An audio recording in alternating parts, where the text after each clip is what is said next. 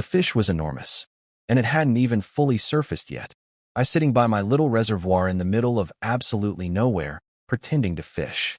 Empty net. Zero fish. Just vibes and disappointment. Then I hear it behind me.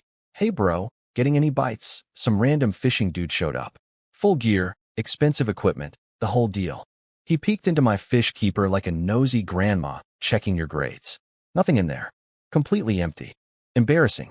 Bro, you said there's bites, but you got zero fish? I tried to play it cool. I just got here, which was a total lie, but whatever. This guy, his name's Zhou Chuansheng, by the way, handed me a cigarette like we'd been best friends for 20 years. Then he started talking, and talking, and talking. The man's mouth has no off switch. He told me the government said recreational fishing doesn't count as real fishing, and somehow got offended by it. Like, sir, I didn't ask. I let him ramble and then dropped the bomb. Hey, this spot costs money. Someone turned it into a paid fishing spot. He looked around at the empty mountains, the zero buildings, the complete wilderness, and laughed in my face. The owner's brain must be broken. He should just donate the money to charity instead. Yeah, I'm the owner. Thanks, buddy. He kept going. Where's this genius boss? I really want to see what he looks like. I wanted to throw him in the water. Instead, I just held up my QR code. Half day, 100 yuan. Full day, 200. Fish buyback at 2 yuan per pound. WeChat or Alipay? The look on his face when he realized I was the idiot boss? Priceless. Did he apologize? Nope. He tried to talk his way out of paying. Said he's been banned from every fishing spot nearby because he catches too much. Said I'd lose money on him. Said my buyback price was a ripoff. Bro, just scan the code. He finally paid. And the second that 100 yuan hit my phone, something way more important happened in my head. See, here's my secret. I have a system. Capital S. Like a video game cheat code for real life. Every person who fishes in my reservoir speeds up time for the fish by 100x. So with just me fishing for the past month, the fish have been growing like they're on fast forward. 1 day equals 3 months of growth. Now with this motor mouth here, it doubled to 200x. How did I end up here? Simple. I graduated from a top university, got a job paying peanuts, worked overtime until my soul left my body, and my boss treated me like garbage. So I quit, came home, and started fishing at this little reservoir. That's when the system picked me. The plan was beautiful. Get tons of people fishing here, speed up the fish growth to insane levels, sell giant fish, get rich, marry someone gorgeous, live like a king. The reality? 1 month and not a single customer. I advertised online. I tried dragging people here. Nobody came. This place is 2 hours from the nearest town and then another 30 minutes on foot. Shocking that it's not exactly a tourist hotspot. So I've been paying myself to fish at my own spot. Just me, alone, being my own customer. Sad. Maybe. But those fish have been growing for the equivalent of 8+ years now. So some of them should be pretty chunky by this point. Then Zhou Chuanxing showed up and became customer number 1. Beautiful, annoying customer number 1. He bragged about once catching a 100-pound fish and how everyone calls him Zhou 100 pounds. I told him there could be 200-pound fish in here. He called me a liar and said if that were true, he'd fish me into bankruptcy. Little does he know, the longer he stays and the more people show up, the bigger those fish get. Please, buddy, fish me into bankruptcy. I dare you. Right in the middle of our chat, his rod jerked. He'd barely cast his line, and something already grabbed it. His eyes went wide. Already? Then he grinned like a maniac. Better go catch a chicken, boss, because the buyback bill is gonna destroy you. He yanked the rod up, and whatever was on the other end. It was pulling back hard. And me? I just stood there smiling. Because every fish he pulls out proves this place is worth coming to. And every person who comes makes the fish grow even faster. Keep talking trash, Zhou 100 pounds. You're making me rich and you don't even know it. So this guy Zhou Chuanxing hooked something massive.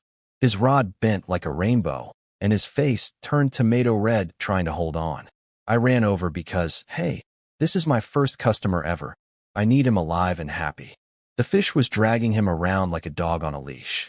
His feet slid forward, he fell on his butt, and he still had the nerve to refuse my help. I'm Zhou 100 pounds. This is nothing. Sure, buddy. You're literally sitting in dirt. Then the fish jumped. A giant green carp tail slapped the surface. Beautiful, terrifying, and way too powerful for his bargain rod. 3 seconds later, crack. The rod exploded at the second section. Half of it got dragged into the water and vanished. Joe flew backwards and smacked his head on a rock. Did he cry about the pain? No. He cried about the fish. My 100-pound fish. The man looked like someone canceled Christmas. Now here's where it gets beautiful. Instead of being upset like a normal person, this absolute legend pulled out his phone, photographed his destroyed rod, and posted it on social media. His caption was basically, 200-pound monster broke my rod. Coming back tomorrow with bigger gear. If I don't destroy this boss financially, I'll change my last name to Fish. His comments were gold. Friends calling him a liar. Some guy named Wong asking for the location because it reminded him of where his girlfriend dumped him for choosing fishing over her. Then Wong's ex showed up in the comments asking why he was lying again. And Joe's wife? She replied, "You want the last name Fish? Then go sleep with the fish tonight." Then his phone rang. His wife screaming. Turns out he told her he was at the hospital taking care of a sick friend. She could hear the wind blowing through the phone. Busted. He packed up and left in about 20 minutes total. But here's the thing my system showed me. Even after he left, the time acceleration stayed at 200x. His visit counted. Every fish in my reservoir was now aging at 200 times normal speed. My panel showed all the species growing in there. Crucian carp, common carp, grass carp, green carp, bighead. And at the bottom, one creepy category, mutated species. None. Yet. That, yet, keeps me up at night. If time moves fast enough, evolution kicks in. What happens when a fish evolves? Does it grow legs? Start a business? I decided not to think about it. I walked the 30 minutes back to my village, and right on schedule, the neighborhood gossip committee was in session.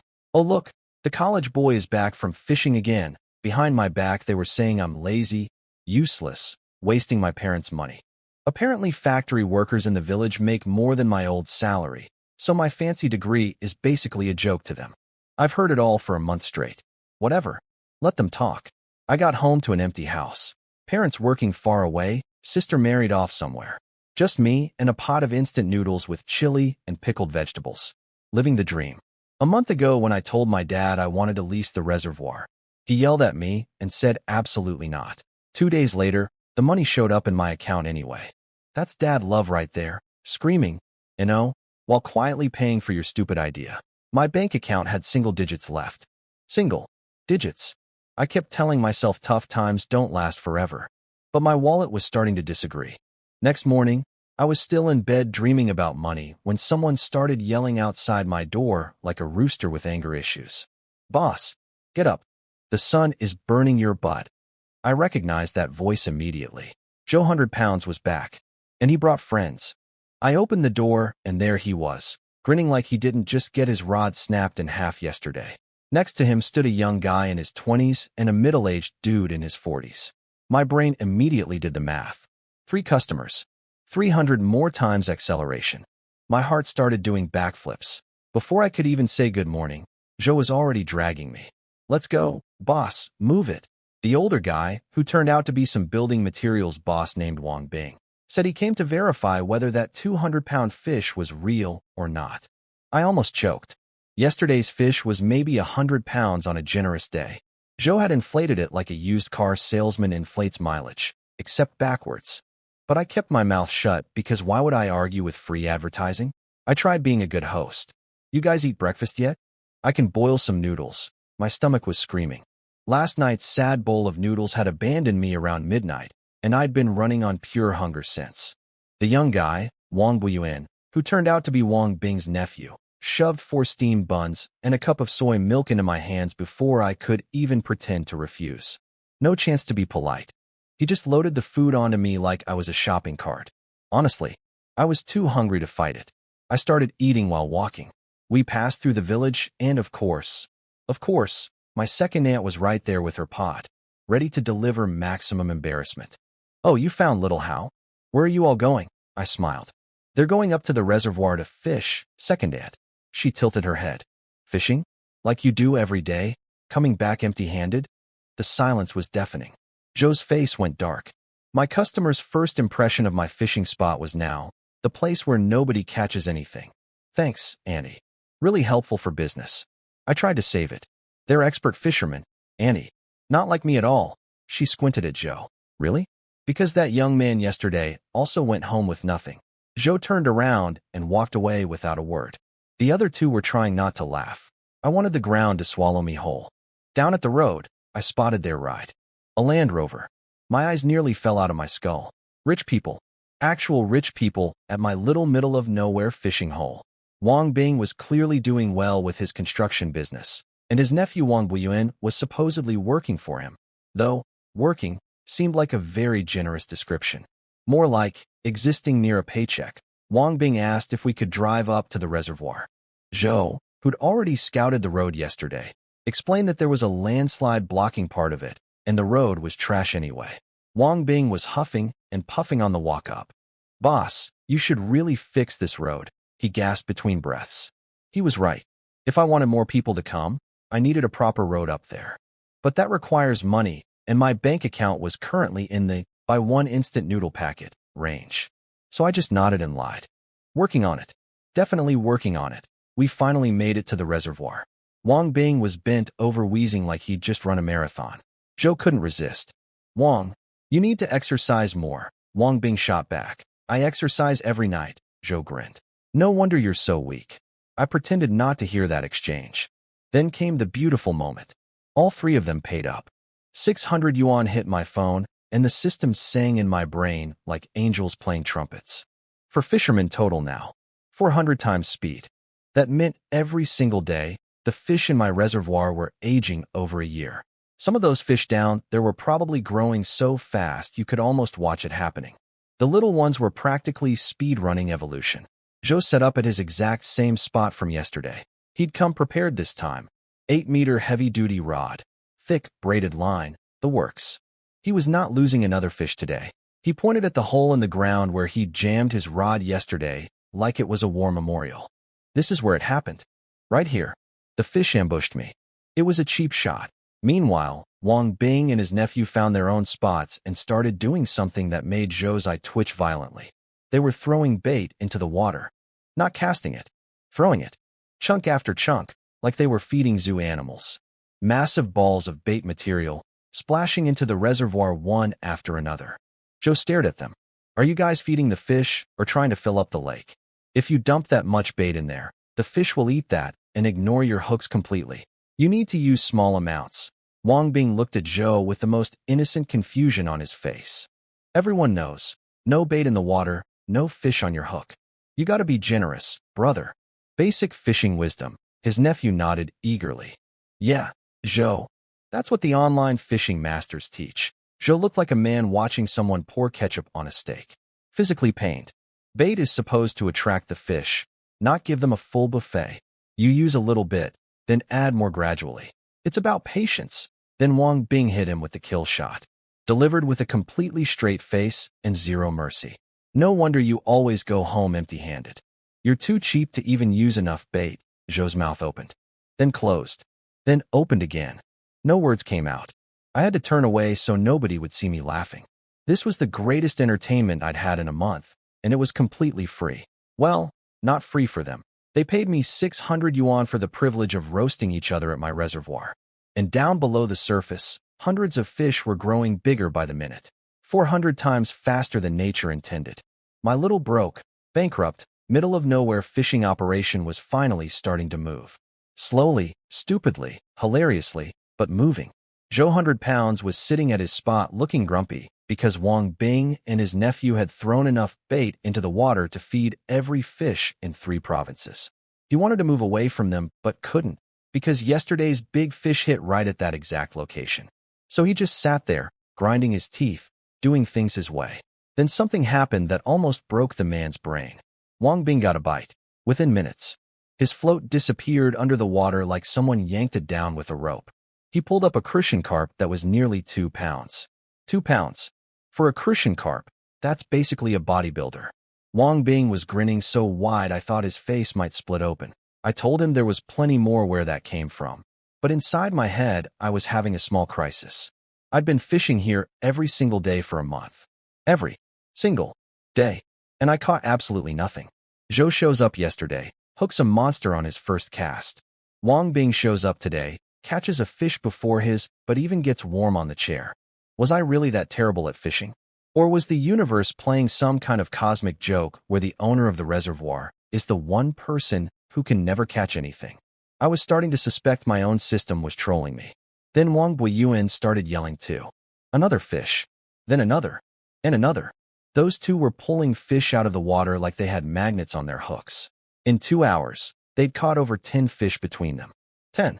I couldn't catch 10 fish in 10 lifetimes apparently. And they were using that ridiculous method of dumping tons of bait into the water that Zhou had specifically told them was wrong. Meanwhile, Zhou, the so-called expert, the legendary 100 pounds himself, was sitting there with his fancy technique and his careful little bait portions, catching absolutely nothing. I could see his entire belief system collapsing in real time. His eyes had the look of a man who just found out the earth is flat after spending his whole life as a geography teacher. Right in the middle of Zhou's existential meltdown, his phone rang. He looked at the screen, and his face did that thing where you can see someone's soul trying to leave their body. He answered it quietly, turning away from everyone. Honey, I'm at work. Big client meeting today. I could hear his wife's voice from where I was standing. It was not a happy voice. Turns out she had gone to his actual office. The receptionist told her Zhou hadn't shown up at all today. He was completely busted. But Zhou 100 pounds is nothing if not creative under pressure. He looked around frantically, spotted Wang Bing, and sprinted over. He shoved the phone at Wang Bing and whispered desperately, "My wife. Tell her we're discussing a design project." Wang Bing grabbed that phone like a teammate catching a pass in the final seconds of a basketball game. This man was a natural. He launched into character without missing a beat. "Hey, sister-in-law. It's Wang, the building materials guy. Yeah. I've got a renovation project, and your husband's the only one I trust with the design work." Fishing? What fishing? Do I look like the kind of irresponsible person who goes fishing during work hours? Beautiful performance. Oscar-worthy. I almost applauded. But the universe has terrible comedic timing, because right at that exact moment, while Wang Bing was holding Zhou's phone in one hand and his fishing rod in the other, something enormous grabbed his hook. His rod hand jerked down hard. A massive force pulled from below the water, the kind of pull that tells you whatever is down there probably has its own zip code. Wang Bing's eyes went wide. He looked at the phone. He looked at the rod. Phone. Rod. Phone. Rod. He chose the rod. He threw that phone on the ground like it was on fire and grabbed his rod with both hands. The thing underwater was pulling him toward the edge. He stumbled forward and almost went swimming. The fishing line was screaming through the water, making that terrifying buzzing noise that means something very big and very angry is on the other end. Zhou dropped everything and ran over to help. The two of them started a war with this fish, pulling and fighting and grunting. Wang Buiyuan and I just stood there watching the show. Nobody noticed that the phone on the ground was still connected. Zhou's wife was still on the line, and she could hear everything. "Zhou Chuanxing, you're fishing again. What kind of work is this? Fishing school? Get home in 10 minutes, or I'm smashing every single one of your rods. Did you hear me? I want a divorce." The phone was basically a tiny screaming rectangle on the ground. But Zhou couldn't hear any of it. He was completely locked in, battling this beast from the deep. The woman could have announced nuclear war, and he wouldn't have flinched. The fight lasted over an hour. The fish surfaced once, and Wang Buiyuan screamed that it was a black-backed green carp. Its tail alone was bigger than my face. Wang Bing had burned through all his energy early and was standing on the sideline panting. So Zhou took over the main rod work. 20 more minutes. The fish surfaced again, fully this time. Black back, white belly, head the size of a washing basin, body over a meter long. It was a genuine underwater dinosaur. When the fish finally gave up and rolled over, Wang Bing grabbed the landing net and ran to the shore. Wang Buiyuan straight up jumped into the water to bear hug the thing. The fish made one last desperate thrash and nearly escaped his grip, but the net held. Wang Bing panicked and jumped in too. Two grown men wrestling a fish in waist-deep water while Zhou stood on shore shaking from exhaustion. It was the most beautiful and ridiculous thing I had ever witnessed. They dragged it onto land and weighed it. 68 pounds. 1 meter 30 centimeters long. A legitimate monster. Then came the photo session. They wanted pictures with the fish. Individual shots. Group shots. Every angle. They made me take at least a dozen photos like I was their personal photographer at the world's wettest wedding. Then Wang Bing decided he wanted selfies with the fish too. He patted his pockets. Looked around. Where's my phone? We all looked at the ground where he'd thrown it when the fish hit. Joe's wife had been screaming into it for over an hour straight. The call was still connected. Nobody said a word. The silence was louder than any fish splash. Joe found his phone on the ground with a boot print on the screen. He picked it up, saw the call had lasted 31 minutes, and realized his wife had been screaming into the void that entire time while he was fighting a fish. The smart move would have been to call her back immediately. Joe did not make the smart move. He figured he'd deal with the consequences later. Right now, there were photos to take. All three of them posted on social media within minutes. Wang Bing's post was legendary. He lay flat on the ground next to the fish, and the thing was almost as long as him. He's about 5'7", and this fish was giving him serious competition. His caption was peak humble brag. Came back to the place where my girlfriend dumped me. Nothing special here. Just caught a small green carp. He called a 68-pound prehistoric river monster small. The comment section went nuclear. People were demanding the location. His cousin didn't believe he actually caught it. Someone asked if the fish had any siblings they could meet. And his ex-girlfriend showed up in the comments asking if he really went. The man was living his best life. Joe's post blew up too, but I noticed something interesting. His wife didn't comment. She didn't call back either. That kind of silence from an angry wife is like the calm before a Category 5 hurricane. Joe noticed it too. He got quiet for a second, probably calculating his remaining lifespan, but then shrugged it off. That's a problem for future Joe. Wang Bing turned to me and asked how much for the fish. I told him anything over 20 pounds costs 20 yuan per pound to take home. Joe nearly had a heart attack. 2 yuan for buyback, but 20 to take it away? That's robbery. I just shrugged. They could always release it, and I'd pay them the buyback price instead. Wang Bing didn't even blink. For a fish like this, I'd pay 100 per pound. The man understood value. His nephew did the math. 48 pounds over the 20-pound threshold, 960 yuan. Money hit my phone, and I felt warm inside. Not emotionally warm. Financially warm. My bank account was finally climbing out of the single digits. Then Wang Bing said something that made me realize these guys had priorities I could never understand. He looked at his nephew and said, "Why are we still here? We need to go show this thing off." Joe got it immediately. A giant fish hanging off a Land Rover? That's the most beautiful combination in the world. They started packing up so fast they dumped all the smaller fish they'd caught. Beautiful big Crucian carp, just tossed back into the water like loose change. I tried to ask if they wanted buyback money for those, but they couldn't care less. Those fish were beneath them now. They had a 68-pound trophy and a luxury SUV to display it on. Then reality hit. The fish weighed 68 pounds. The reservoir was a 30-minute hike uphill from the village. And these three guys had the combined athletic ability of a retired couch cushion. They made it about 200 meters before Wang Bing and Zhou were doubled over gasping, with the fish just lying on the ground next to them like it was also taking a break. Wang Buiyuan called me over. "Boss, help us carry this down. 200 yuan. Now, I'm a graduate from a top university. I spent 4 years studying. I have a degree. What I do not have is muscles. I'm basically a noodle with legs. But I know people who aren't." I called my second uncle first. Second aunt picked up and told me he'd gone to the market and forgot his phone. Dead end. So I called Grandpa Xiang. Not actually my grandfather, just a village thing where a 40-something-year-old guy somehow outranks me by 2 generations because rural family trees make no sense. His real name is Ding Jixiang, and the man is built like he was assembled from spare tractor parts. He showed up in under 20 minutes, took one look at the fish, and his eyes went wide. "This came out of your reservoir?" I puffed up a little. "Yep, these expert fishermen pulled it right out." Ding Jixiang guessed 50 or 60 pounds. Wang Bing immediately corrected him. 68. The man would not accept his fish losing a single pound to casual estimation.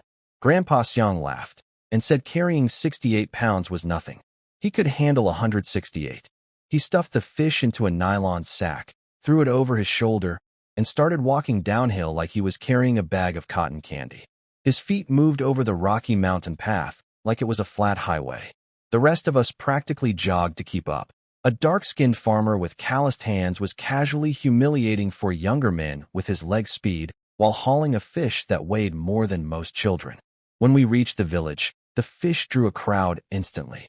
Everyone gathered around staring at this massive green carp. The same people who'd been calling me lazy and useless last week were now making very different sounds. Wow, the reservoir has fish this big. How many years has that water been sitting there untouched? Ding Hao, you really hit the jackpot leasing that reservoir. I won't lie. Hearing that felt incredible. A week ago, I was the village disappointment. Now I was the guy who owned a reservoir full of monster fish. Funny how 68 pounds of carp can completely change public opinion. Grandpa Xiang carried the fish to the Land Rover and hung it from the back of the vehicle under Wang Bing's careful direction. The thing dangled from the top of the SUV, almost touching the ground. A 68-pound green carp hanging off a Land Rover in a tiny mountain village while farmers stood around taking pictures. It looked like the cover of the world's most confusing magazine. Wang Bing promised me business was coming. Tomorrow, your place is going to blow up. I watched them drive away with their trophy fish swinging behind the car and thought about my system panel. For fishermen today, 400 times speed. Those fish down in the dark water were growing while I stood here, counting my money. And if Wang Bing's social media explosion was any indication, tomorrow was going to bring a lot more than 4. Grandpa Xiang tied that fish to the back of the Land Rover like he was decorating a Christmas tree. Wang Bing inspected it, nodded like a general approving a battle plan, and told his nephew to pay the man 200 yuan for less than 30 minutes of carrying. Grandpa Xiang walked away grinning so hard his face might have gotten stuck. Honestly, I was jealous. He made $200 using his back muscles. I made 960 using a magical time-bending fish farming system. We were not the same, but somehow he still came out looking cooler. Before driving off, Wang Bing stuck his head out the window and told me, again, to fix the road up to the reservoir. I promised him I would, and this time I actually meant it. After they disappeared down the village road, I stood there doing the math. Over 1,500 yuan in a single day. Yesterday my bank account had single digits. Today I could afford actual food with ingredients. Maybe even meat. The pricing strategy I designed was working perfectly. Cheap entry fee to get people in the door, then charge premium prices when they inevitably want to take home their trophy fish. And with my system, big fish weren't exactly a limited resource. Given enough time and enough fishermen, I could manufacture monsters on an industrial scale. Every person who shows up makes the fish grow faster. Every fish they catch makes them want to come back. It's the most beautiful business loop ever invented by a magical voice inside someone's skull. I called a guy about getting an excavator up to clear the landslide and smooth out the road. Nothing fancy, just enough to get cars through. Half a day's work at most. If more people were coming, they needed to drive up there.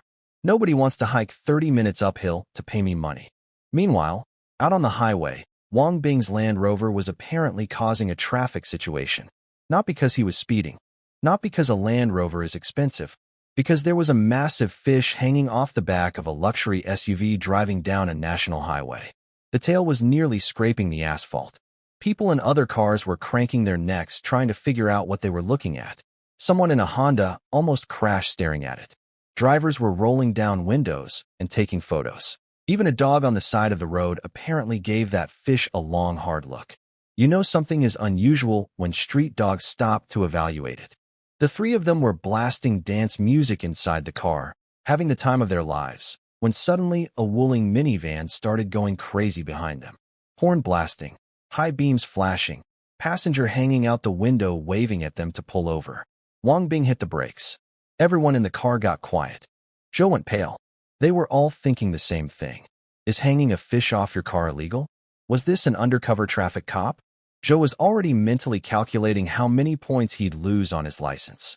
The minivan screeched to a stop behind them. Two middle-aged guys jumped out and sprinted toward the Land Rover. But instead of pulling out a ticket book, their eyes locked onto the fish like it was made of solid gold. They were fishermen. Of course they were fishermen. They'd been tailing the Land Rover for 3 kilometers, trying to catch up. Zhou's entire personality changed in half a second. He stepped out of the car, leaned against the bumper right next to the dangling fish, casually rested one hand on its tail like it was a trophy he wins every Tuesday, and said in the most bored voice possible, "Oh, this? Yeah, I caught it. Only about 60-something pounds. Nothing special." The two minivan guys nearly fainted. They pulled out expensive cigarettes and offered one to Zhou like he was royalty. They begged for the fishing location. Wang Bing made it worse by leaning out his window and adding, my buddy here actually thinks this fish is small. The reservoir has way bigger ones. Their eyeballs almost rolled out of their skulls. Zhou milked the performance for everything it was worth, then casually handed out his WeChat QR code like he was doing them a personal favor. He told them to bring heavy-duty equipment or they'd cry. They thanked him about 15 times and drove away vibrating with excitement. Wang Bing told Zhou that the pose he struck leaning on the fish looked like a professional fishing gear advertisement. Zhou just nodded and said, "Obviously." Then they drove into the county town. And what happened next was something I only found out about later, but I'm going to describe it anyway because it's the most ridiculous thing 3 grown men have ever done with a dead fish. They drove through every single street in the entire town. Every road, every intersection, every neighborhood. A luxury Land Rover crawling through traffic with a 1.30 m green carp swinging from its rear end like the world's worst car air freshener. At a red light, a driver in the next lane looked over, did a double take, and nearly climbed out his window to stare. A kid on the sidewalk started screaming, "That fish is bigger than me." People on the street were pointing, laughing, pulling out phones to film. Wang Bing suggested stopping for food around 3 in the afternoon since they'd only eaten 2 buns all day. Zhou shut that down immediately. "No, the shopping street has more people. Let's do another lap." Wang Buiyuan backed him up because he'd spotted some pretty girls on the last pass and wanted another chance to impress them by being associated with a giant fish. Zhou told him girlfriends are overrated and used his own wife as evidence. They argued about this while continuing to circle the town like a parade float nobody ordered. 5 hours. They drove around for 5 straight hours. From noon until the streetlights came on and the gas tank was nearly empty. 5 hours of showing off a fish. Their vanity fuel lasted longer than their actual fuel. But here's where things got interesting for me. Someone filmed the Land Rover and posted it online with the caption, "Land Rover with a fish, lost in the city." Within 30 minutes, it had over 100,000 views. The comments section exploded. People were laughing, asking for the location, trying to identify which town it was, demanding to know where this reservoir full of monster fish was hiding. Some people recognized the streets and started asking locals for information. I didn't know any of this yet. I was back at my reservoir, sitting quietly, watching the water, thinking about road repairs and fish growth rates. I had no idea that 3 lunatics in a Land Rover had just accidentally created the most effective advertising campaign my little fishing operation could ever ask for. And it didn't cost me a single yuan. Now, I wasn't there for what happened next. But Zhou told me every detail later, and honestly, it was better than any movie I've ever watched. So let me share it because this man's life is a circus and I have a front row ticket. After leaving my village with the fish swinging off the Land Rover like the world's ugliest hood ornament, those 3 drove straight to a local restaurant around 8 at night. Wang Bing ordered enough food for a small army and told the kitchen to chop the head off their trophy fish and turn it into a giant spicy fish head dish. When it came out, the thing was so massive they served it in an actual iron pot. Every single person in that restaurant froze mid-bite and stared. One brave customer ran to the counter and demanded the same dish. The restaurant owner just shook his head and said that fish wasn't from the menu. Those lunatics brought it themselves. I can only imagine the disappointment. They ate, they drank, they bragged about every second of the fight with that fish. Zhou was having the best night of his life.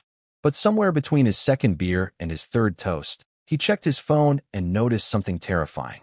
His wife hadn't sent a single message since the afternoon. No texts, no calls, no voicemails, nothing. Complete radio silence from a woman who normally carpet bombs him with angry calls if he's 5 minutes late. This was not peace. This was the quiet that happens before the volcano erases the village from the map. Zhou thought about it for approximately 4 seconds, then looked at the steaming fish head, shrugged, and kept eating. Problems are for tomorrow. Tonight belongs to the fish. After dinner, he grabbed the leftover tail section, caught a taxi home, and walked through his front door into total darkness. Empty apartment. No wife. He actually exhaled with relief. Maybe she went to her parents' house. Maybe she cooled off. Maybe tonight he could just sleep in peace. He tossed the fish tail into the kitchen sink, took a shower while humming a little song, and headed toward his fishing gear room to organize equipment for tomorrow. He was already planning the next trip. More people were coming. Big rods, thick lines, monster fish. Tomorrow was going to be legendary. He pushed open the door, and his smile died instantly. Every single fishing rod he owned was lying on the floor in pieces. Not just dropped, broken, snapped in half. Every single one. His 600 yuan hardshell rod case had been stabbed to death with scissors. His carefully prepared line rigs were cut into confetti. Unopened bait packets had been emptied into the trash can. And the crown jewel of his collection, a 6,000 yuan premium Japanese rod, his absolute pride and joy, was snapped into 3 pieces like a breadstick. Zhou's knees buckled. He crouched on the floor, picking up fragments of his beloved rod, running his fingers over the broken edges, eyes getting watery. Everything was destroyed. His wife hadn't been silent because she calmed down. She'd been silent because she was busy conducting a massacre. The sadness lasted about 10 seconds before rage took over. He grabbed his phone and called her. She picked up on the second ring, voice sharp enough to cut glass. She told him she'd warned him. He posted online about changing his last name to Fish. Well, now his rods matched his personality, broken and useless. Zhou screamed about the Japanese rod costing 6,000 yuan. She shot back that he could spend 6,000 on a stick for catching fish, but when their daughter asked for a dance class, he said the family budget was too tight. That one hit him like a truck. His mouth opened and closed several times, but nothing came out. She had him, and she knew it. Then the front door clicked open. His wife walked in with a face carved from stone. And right behind her came a man who made Zhou's blood temperature drop about 15 degrees. His father-in-law, Chen Guoqiang, former construction boss, built like a brick wall with a crew cut. The kind of man who doesn't need to raise his voice because his face alone makes people confess to things they haven't even done yet. Zhou's wife announced that her father had driven over specifically because he heard about the fishing instead of working situation. Zhou mentally started writing his will. She launched into the full prosecution. Exhibit A. Last week he said he was working late at the office, but someone spotted him night fishing at a local pay pond. Exhibit B. The week before, he claimed he was at a client dinner, but he was actually at a countryside river with a rod. Exhibit C. Last month's 3-day business trip was actually a 3-day fishing marathon in another city. Every single alibi demolished. Zhou just stared at his broken rod and said nothing because literally everything she said was true. She asked the ultimate question. Choose the fish or this family. Pick wrong, and we're going to the divorce office tomorrow morning. The room went quiet. After a very long pause, Zhou muttered the only defense he could muster. You still shouldn't have broken my rods. Not exactly a winning argument. Just when it looked like Zhou's marriage was about to join his rods in the afterlife, the father-in-law stood up. He told his daughter to go to the bedroom. He needed to talk to Zhou alone, man to man. She looked suspicious but obeyed. The bedroom door closed. Zhou braced himself for the lecture of a lifetime. This was the moment where the old man would tear him apart, demand he quit fishing forever, maybe physically rearrange his face. Instead, Chen Guoqiang moved fast. He walked to the kitchen doorway, glanced at the fish tail sitting in the sink, and his entire personality changed like someone flipped a light switch. His stern face melted. His eyes lit up. He leaned toward Zhou and whispered, like a kid sharing a secret in class, that green carp. How many pounds? Where did you catch it? Zhou's brain completely short-circuited. His mouth hung open. He stared at his father-in-law, the man who had supposedly come to save a marriage, and realized the truth. The old man wasn't here to scold him. He was here for the fishing spot. When Zhou told me this part of the story, I laughed so hard I nearly fell into my own reservoir. My customer base was about to grow by one terrifying father-in-law, and I hadn't even lifted a finger. The fish were selling themselves. Zhou's father-in-law turned out to be the biggest plot twist of my entire fishing business. The man had been a secret fisherman for years. His own daughter had no idea. While Zhou was getting caught every other week like an amateur, this old construction boss had been sneaking off to fish without ever getting busted. Not once. Zhou nearly fell over when he found out. His father-in-law looked at him with genuine disappointment, not because he went fishing, but because he got caught doing it. In the old man's eyes, that was the real crime. The deal they made was ridiculous. Chen Guoqiang told Zhou he'd handle the angry wife situation and buy him brand new rods to replace everything she destroyed. All Zhou had to do was take him to my reservoir. Zhou stuck out his hand like they were closing a business deal. They actually shook on it. Then they spent 5 minutes rehearsing what to say when the wife came back out. Like actors backstage before a show. When Zhou's wife walked out, the performance was flawless. The old man put on his serious dad face and announced he'd had a long heart-to-heart talk with Zhou. Zhou nodded like a bobblehead toy and delivered his apology speech with the passion of a man accepting an award. I was wrong. I neglected my family. Dad's words changed my life. His wife was skeptical, but her own father was standing there looking dead serious. So what could she do? She went to bed thinking the problem was solved. The next morning at 5:30, the father-in-law called Zhou's phone, on speakerphone, so the wife could hear, and barked orders like a drill sergeant. Get up. I'm taking you out today to teach you responsibility. No more playing around. Zhou answered with perfect obedience. His wife was so moved she packed his bag, gave him water bottles, and told him to listen to Daddy. Zhou walked out the door feeling like the luckiest liar on planet Earth. He was about to go fishing with his father-in-law's blessing, his wife's encouragement, and brand new equipment on the way. The man had somehow turned a marriage crisis into a fishing sponsorship. By 6 in the morning, cars were already lining up at the road near my village. Wang Bing's Land Rover was there. The two minivan guys from yesterday showed up. Some stranger in a black sedan. Another white SUV. Word had spread fast. That video of the Land Rover driving around town with a giant fish had done its job. I was still asleep when the engines woke me up. Then came the yelling. Boss, open for business. I stumbled outside in a daze and counted heads. 12 people. 12. 2 days ago, I had 0 customers and a bank account with single digits. Now I had a small army of fishermen standing in my village at dawn, ready to throw money at me. Wang Bing immediately asked about the road. I kept my promise on that one. Every yuan from yesterday went straight to paying an excavator driver to clear the landslide and flatten the worst parts. The road was still ugly, muddy, rocky, full of potholes, but cars could get through. My wallet was back to 0, but the road was open. That's what we call a strategic investment. Or desperation. Same thing, really. The convoy headed up to the reservoir, and the drive was comedy gold. Wang Bing's Land Rover cruised through the mud like it was built for this. The Wuling minivan behind it was bouncing around like a mechanical bull, but somehow never slowed down.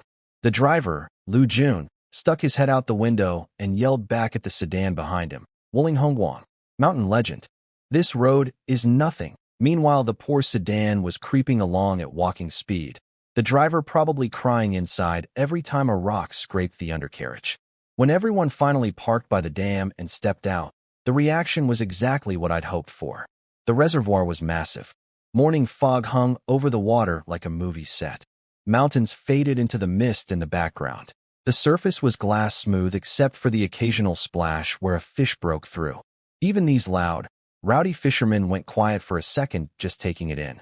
Then I pulled out my QR code board, and the magic started. One by one they scanned. My phone kept chiming with payments, and my brain kept chiming with something better. System notification after system notification. Plus 100 times. Plus 100 times. Plus 100 times. 12 new fishermen. 1,200 times acceleration added to the 100 I already had from myself. 1,300 times total. Every real day that passes, the fish in my reservoir experience almost 4 years of growth. 4 years and 24 hours. The small fish were becoming medium fish. The medium fish were becoming big fish. And the big fish? I didn't even want to think about what the big fish were becoming. Everyone scattered along the shore to find their spots. Zhou set up with his father-in-law, who moved with the quiet efficiency of a man who'd been hiding this hobby for decades. The two minivan guys were practically vibrating with excitement. The new arrivals were looking around wide-eyed. And then there was Wang Bing. Beautiful, confident, completely wrong Wang Bing. Yesterday's success had convinced him that his bait-dumping technique was the secret to fishing greatness. So today he came prepared. He pulled 2 enormous buckets from his Land Rover. Inside, fermented corn and pellet feed, enough to sustain a pig farm for a week. He grabbed a huge ladle, scooped up a mountain of bait, wound up his arm, and launched it into the water. The splash was spectacular. Then he did it again, and again, and again. 15 or 16 massive scoops, one after another, until the water surface looked like someone had dumped a bathtub of oatmeal into it. Lu Jun, the minivan driver, stood nearby watching this performance with his mouth hanging open. He turned to his buddy and said what everyone was thinking. Is this guy here to fish or to feed livestock? I just stood on the dam watching it all unfold. 12 people paying me to accelerate my fish. A secret fisherman father-in-law joining the roster. A man treating my reservoir like an all-you-can-eat buffet for aquatic life. And underneath all of it, invisible to everyone but me, thousands of fish racing through years of growth in hours. My reservoir was finally alive. And so was my bank account. Barely. The experienced fisherman took one look at Wang Bing's bait-dumping festival and ran away like he was radioactive. They grabbed their gear and scattered to the far corners of the reservoir, muttering about how this maniac was going to stuff every fish so full they'd never bite a hook again. The only person who stayed near Wang Bing was Zhou. He sat down 5 meters away with the confidence of a man who has seen the truth and refuses to abandon it. Wang Bing asked why he didn't leave with the others. Zhou assembled his rod with a mysterious expression and said, "They don't understand. But I do." I had no idea what he understood, but those two deserved each other. Zhou's father-in-law Chen Guoqiang picked a quiet spot way off on the western side of the reservoir, tucked into a shady bend with tall grass and an overhanging tree. I wandered over to watch him work, and immediately realized this old man was the real deal. No circus performance like Wang Bing. No loudmouth energy like Zhou. He just pinched a few perfect little bait balls, dropped them into the exact same spot with sniper accuracy, and started fishing like he'd been doing this since before electricity was invented. His hands moved like a machine, smooth, efficient, zero wasted motion. I nodded to myself. This guy was genuinely dangerous. Decades of secret fishing experience compressed into silent, deadly competence. The morning fog burned off, and the reservoir went quiet. 12 rods in the water, 12 men waiting. Birds singing in the distance. Peaceful. Beautiful. The kind of moment that makes you forget your bank account is back to single digits again because you spent all yesterday's earnings on an excavator. Then Wang Bing shattered the silence. Got one. He yanked up his rod and pulled out a fat crucian carp, over a pound. He held it up like a championship trophy and delivered his victory speech to the entire reservoir. See that? Heavy bait brings brave fish. Every experienced fisherman within earshot turned around with faces twisted between confusion and rage. The guy who dumps a swimming pool's worth of feed into the water somehow caught a fish? The universe was broken. But then everyone started catching fish. One after another. Carp here, crucian there, bites happening everywhere. The whole reservoir was on fire. Except something weird happened. One guy pulled up a white strip fish that weighed over a pound. Now, white strip fish are tiny things. They live 3 to 5 years max, and normally top out around a few ounces. A 1-pound white strip shouldn't exist. It's like seeing a house cat the size of a golden retriever. The guy who caught it knew something was off. His neighbor came over and insisted it must be a different species.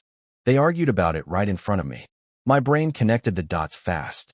The system wasn't just making fish grow bigger, it was pushing them past their natural limits. These fish weren't aging normally and dying on schedule. They were just growing. Forever. As long as nothing killed them, they'd keep getting larger. This was incredible and also slightly terrifying information that I could absolutely never share with anyone. So I walked over, looked at the impossible fish, and said with a straight face, "That's obviously a baby topmouth coulter. Nothing unusual." The guy who caught it immediately agreed with me because I'm the boss and bosses know things. Crisis averted. Science denied. Business protected. My second aunt showed up around midday with 2 other village women, hiking up the new road I'd paid for. She scanned the reservoir full of fishermen, and her gossip radar locked onto me immediately. She pulled me aside and whispered, "How much do these people pay you?" I held up 2 fingers. 200 each. I watched her eyes go wide as her brain did multiplication for the first time in years. 200 times 12. That's 2,400 yuan a day. Her voice cracked loud enough for the other women to hear.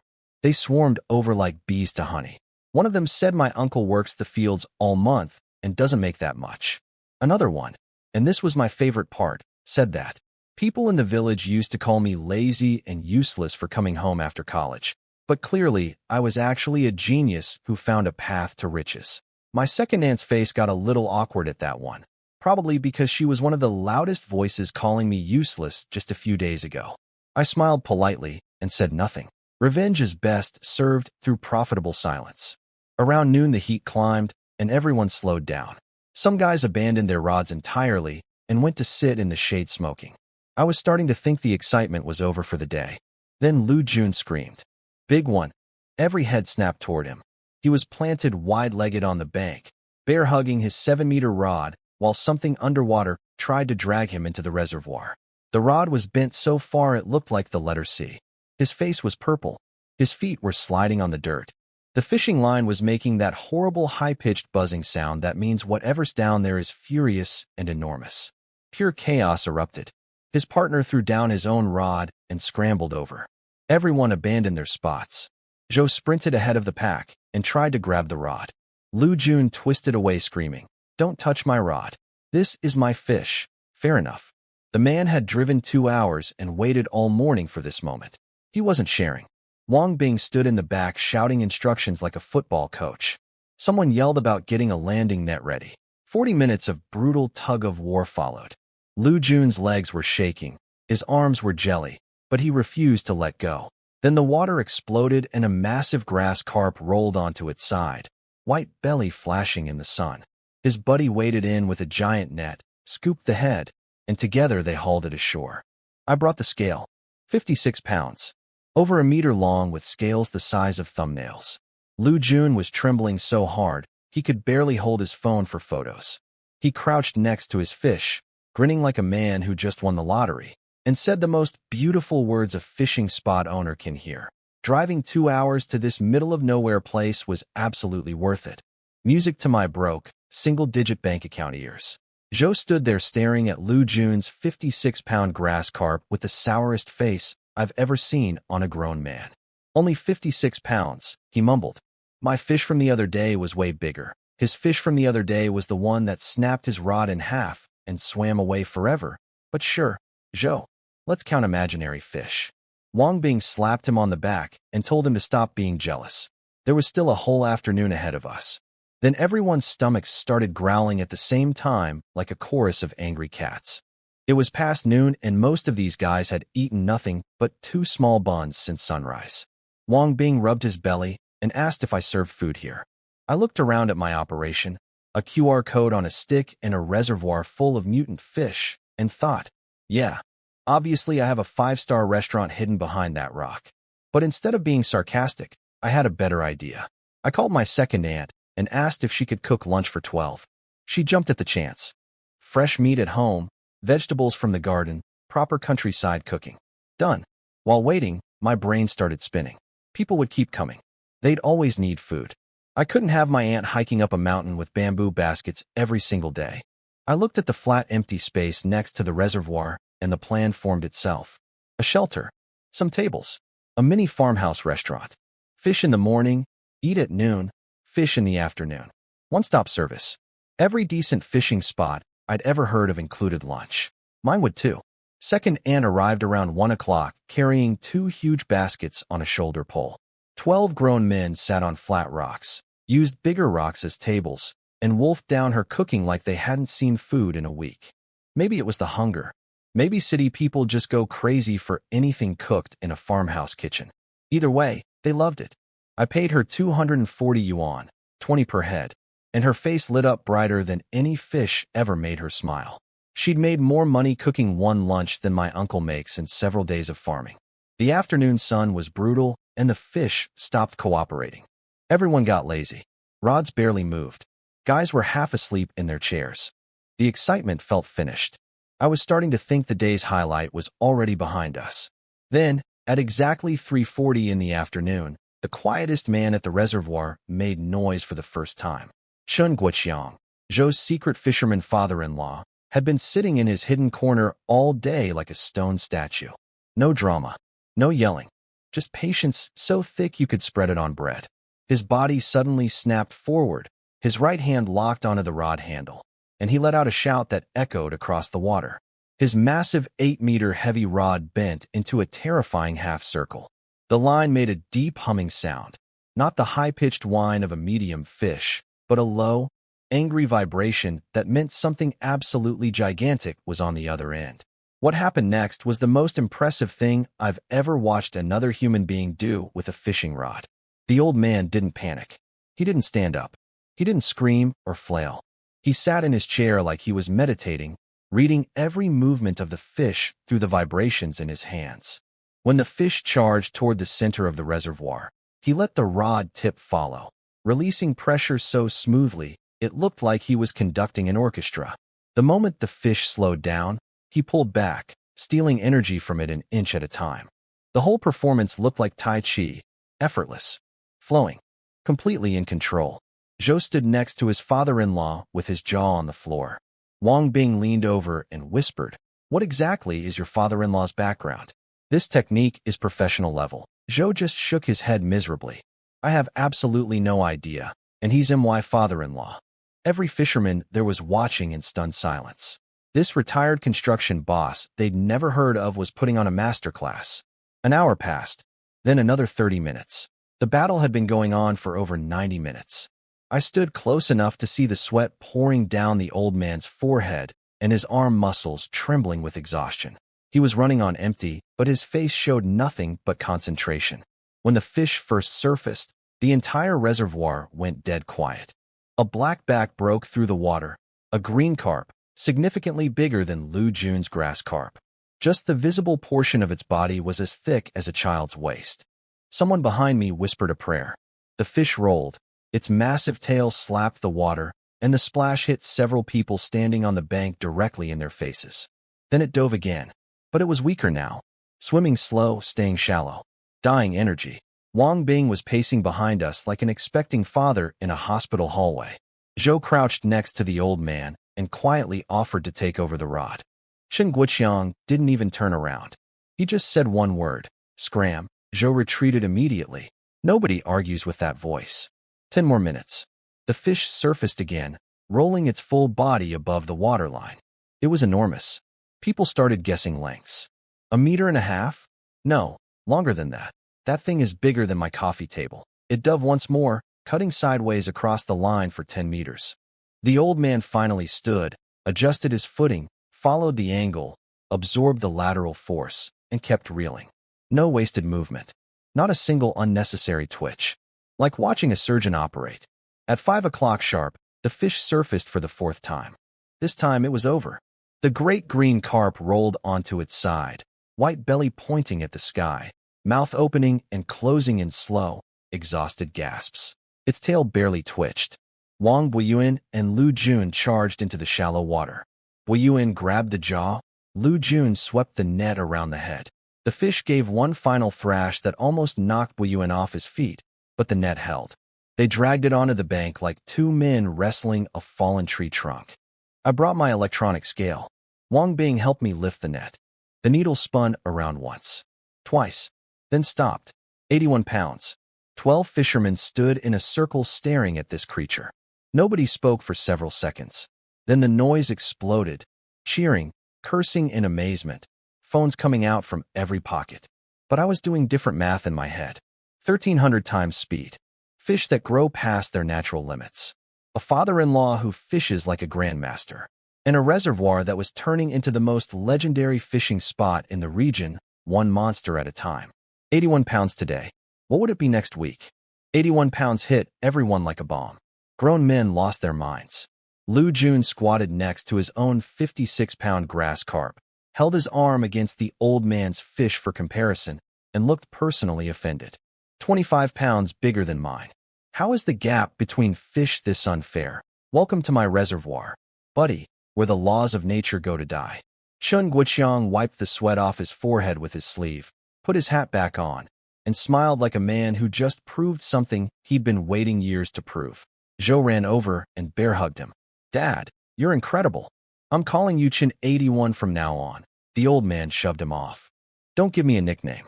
You call yourself Zhou 100 pounds. When I catch 200 pounds, then we'll talk." Zhou, being Zhou, immediately said, "Okay, future Chen 200.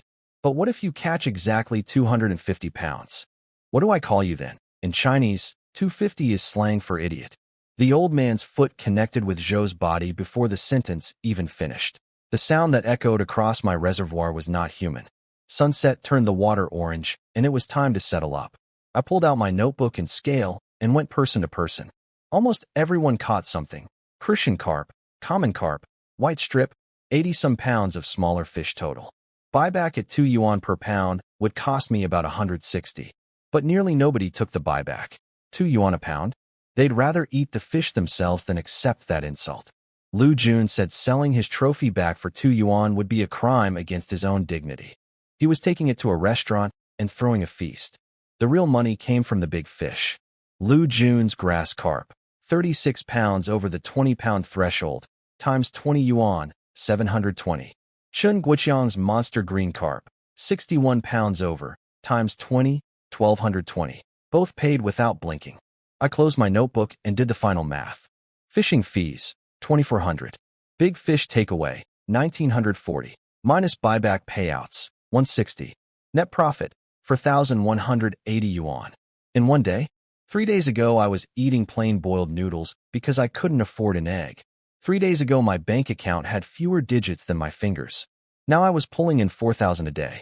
The road repair yesterday cost over 1,000, but today covered that, and then some.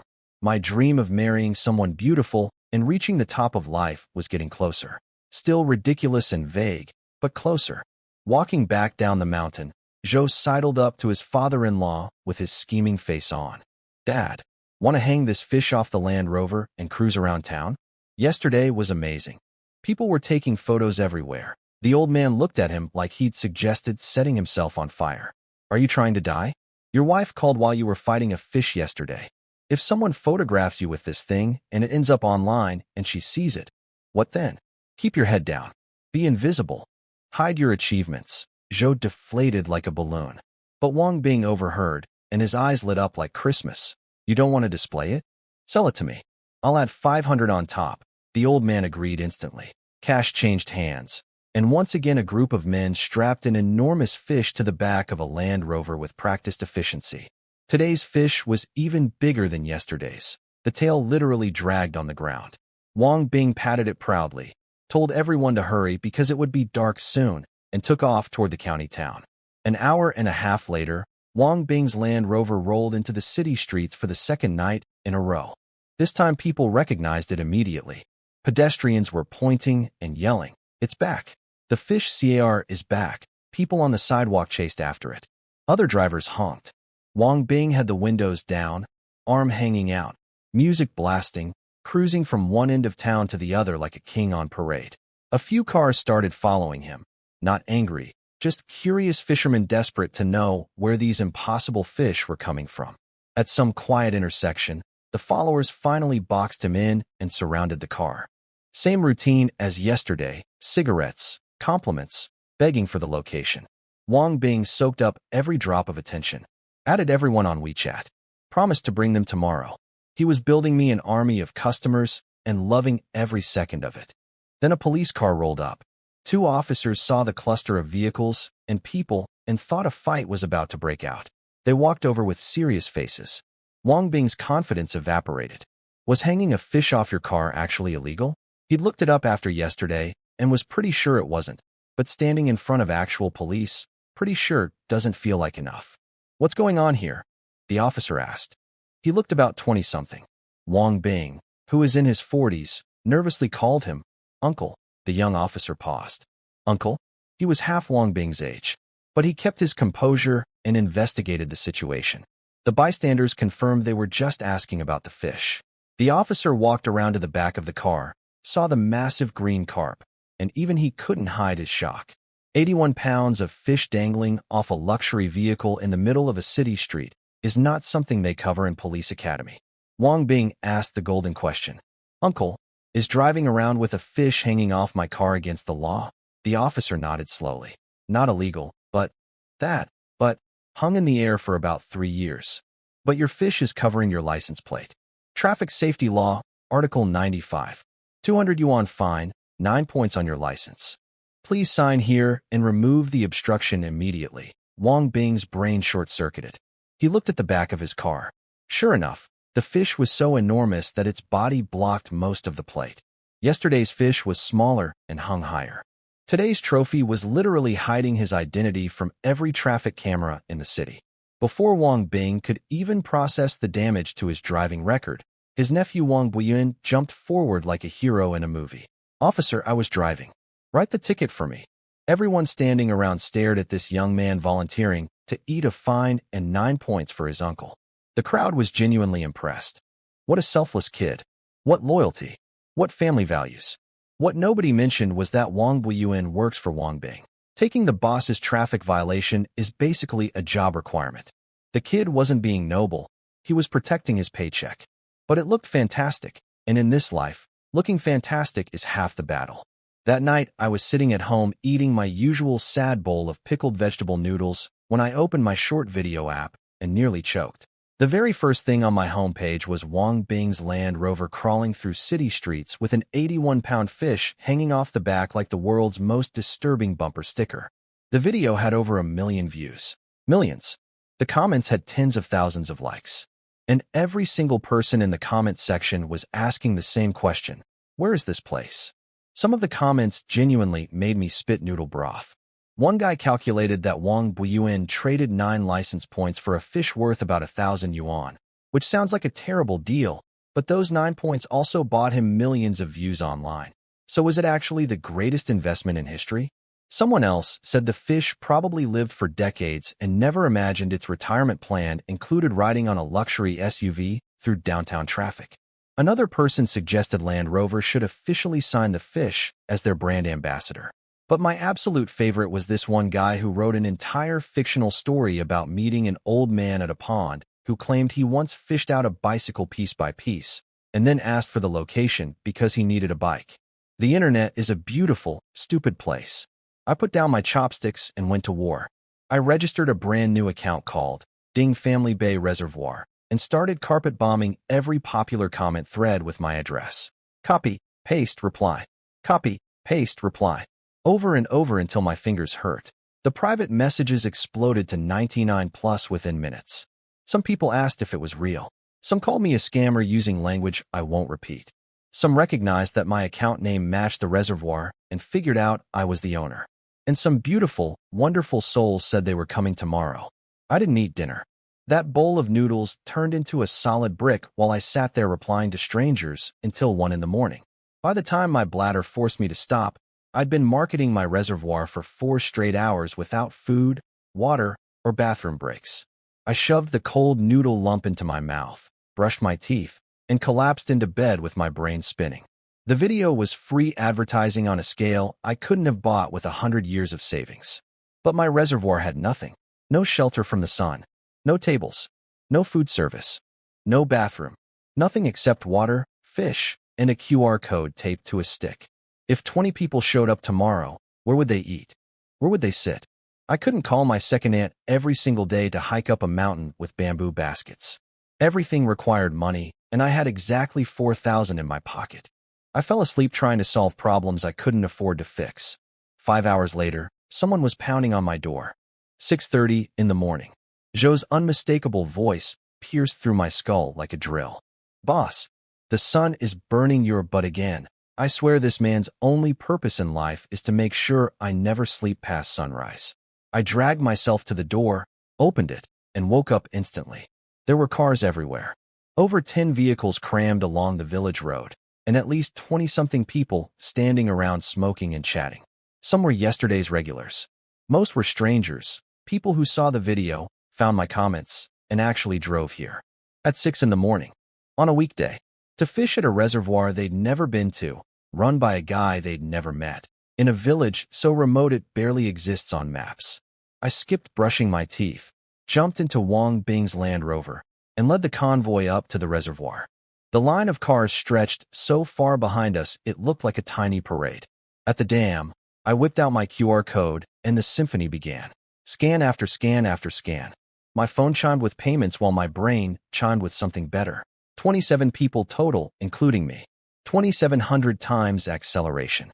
One day now equaled roughly 4 years of fish growth. For years.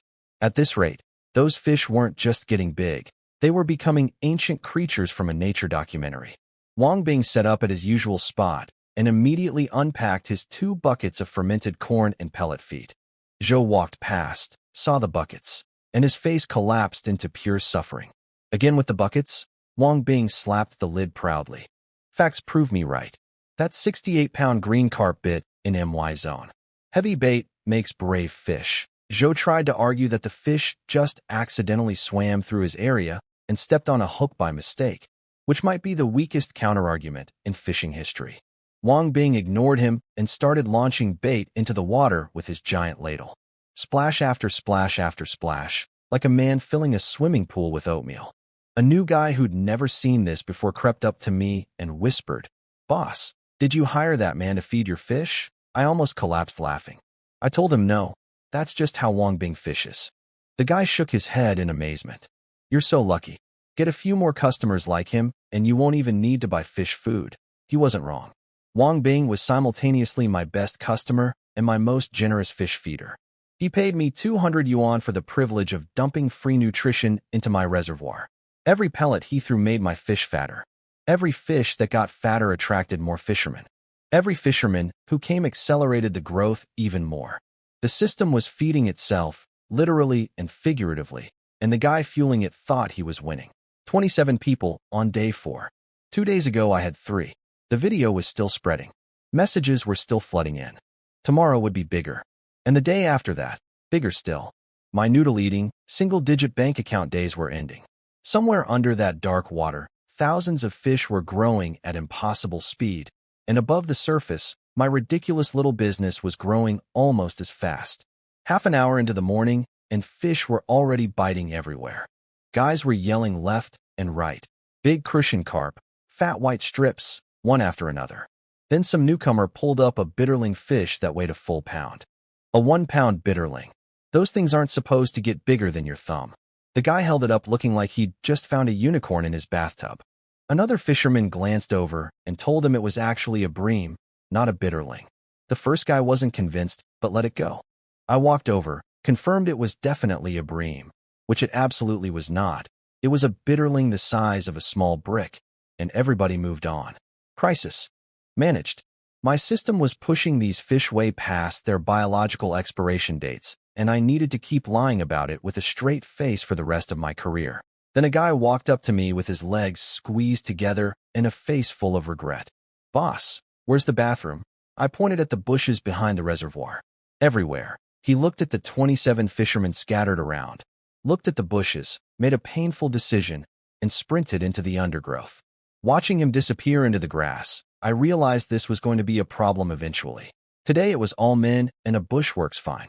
But someday a woman might show up, and I couldn't exactly hand her a leaf and point at the hillside.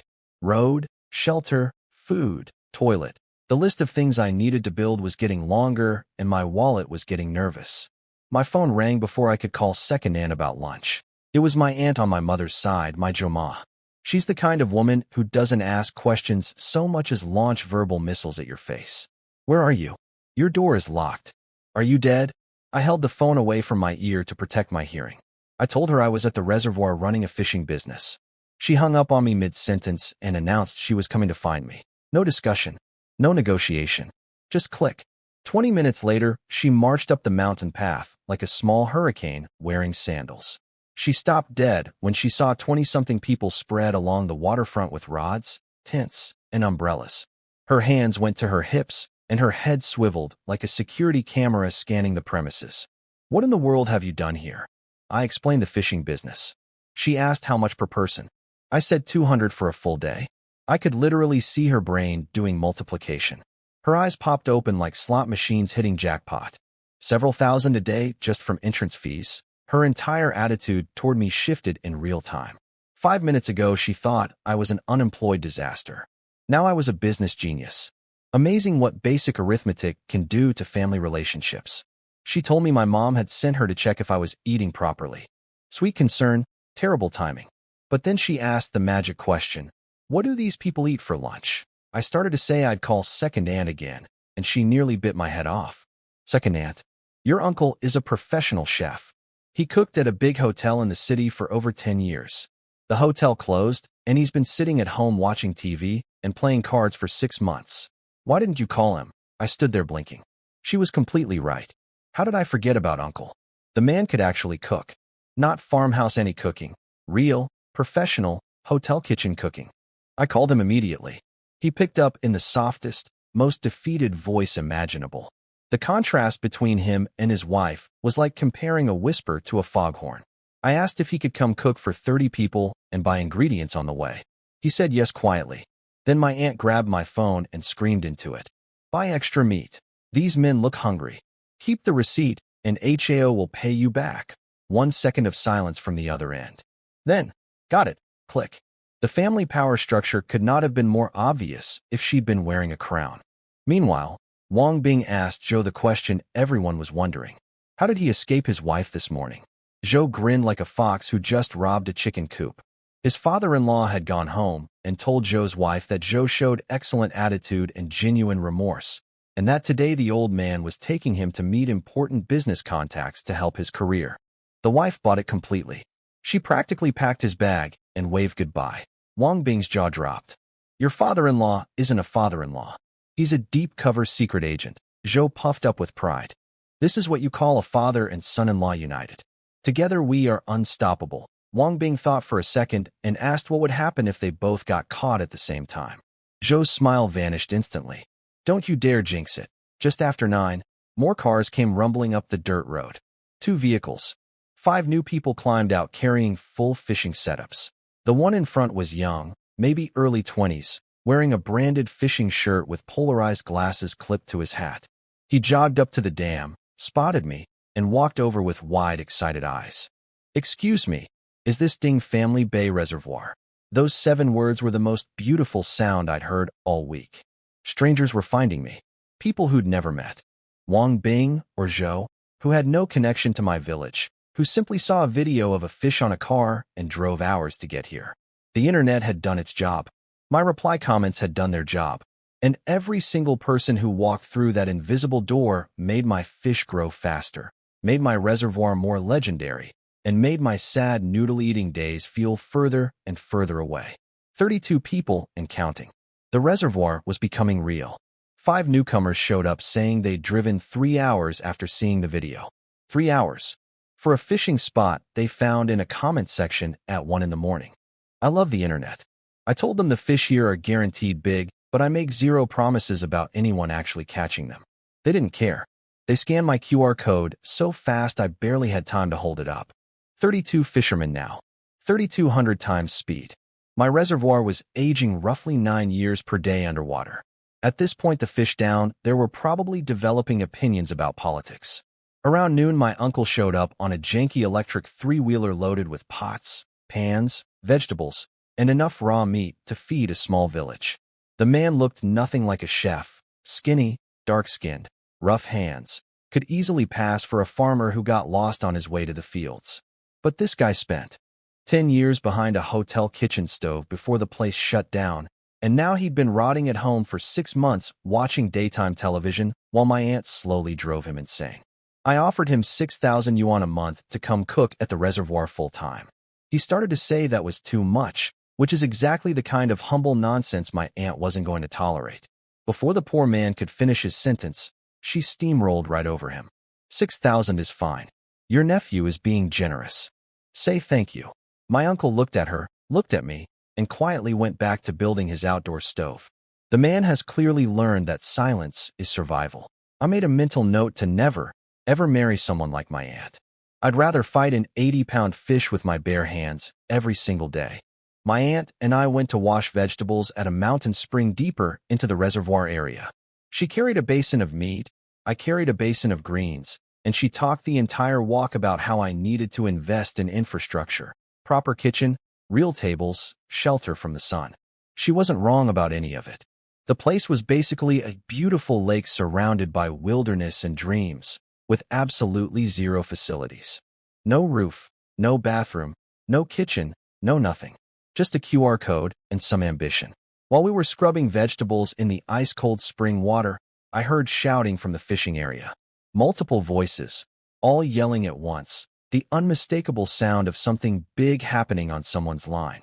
I stood up and looked toward the reservoir.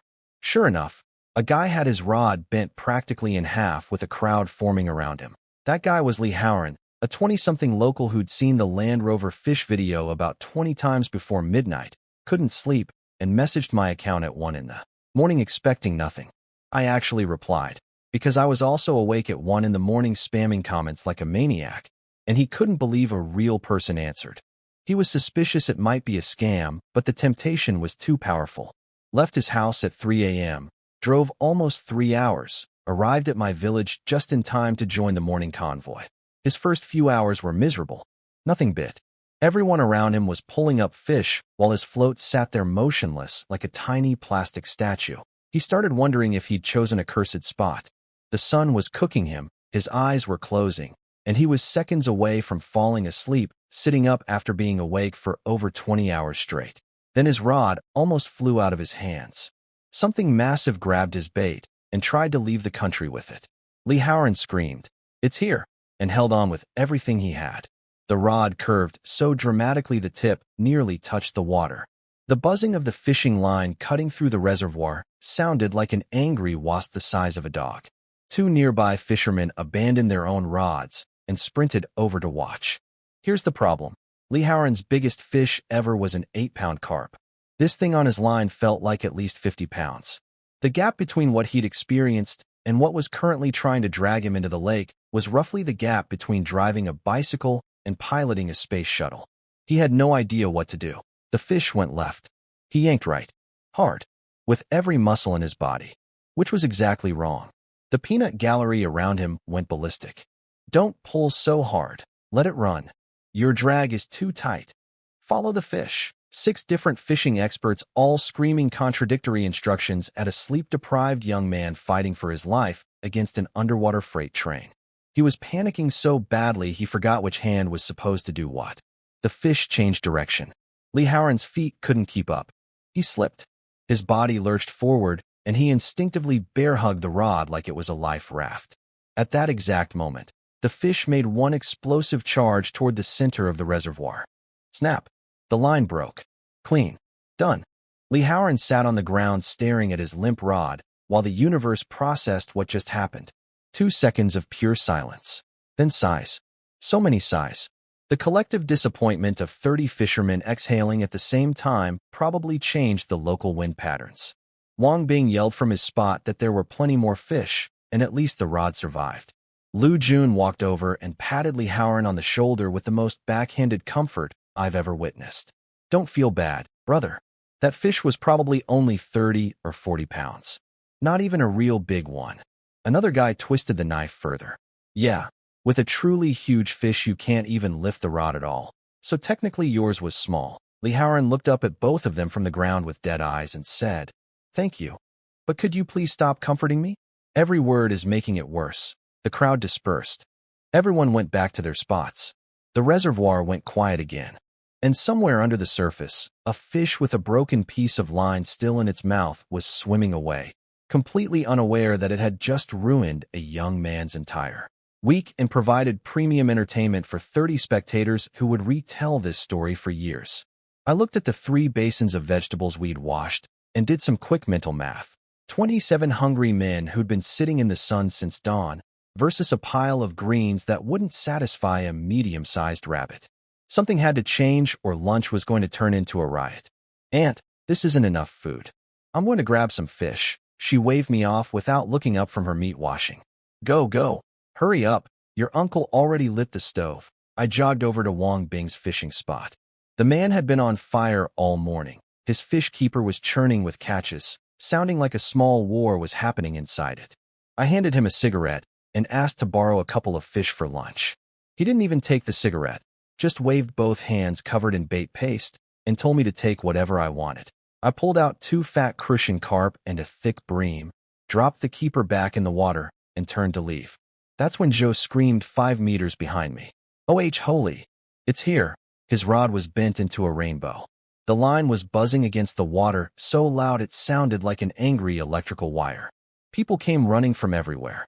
Even Chen Guoqiang put down his rod at his secret spot and strolled over with the casual energy of a retired general watching recruits fumble through basic training. "Steady. You're not in a tug-of-war competition," the old man barked at Joe, who was pulling so hard his veins were popping out of his neck. "When it dives, let it dive. Loosen the drag half a turn. Walk with it. Don't plant your feet like a tree." Joe knew all of this already, of course. He's an experienced fisherman. If literally anyone else had been yelling instructions at him, he would have told them exactly where to shove their advice. But when your father-in-law speaks, you nod and obey. That's just the law of nature.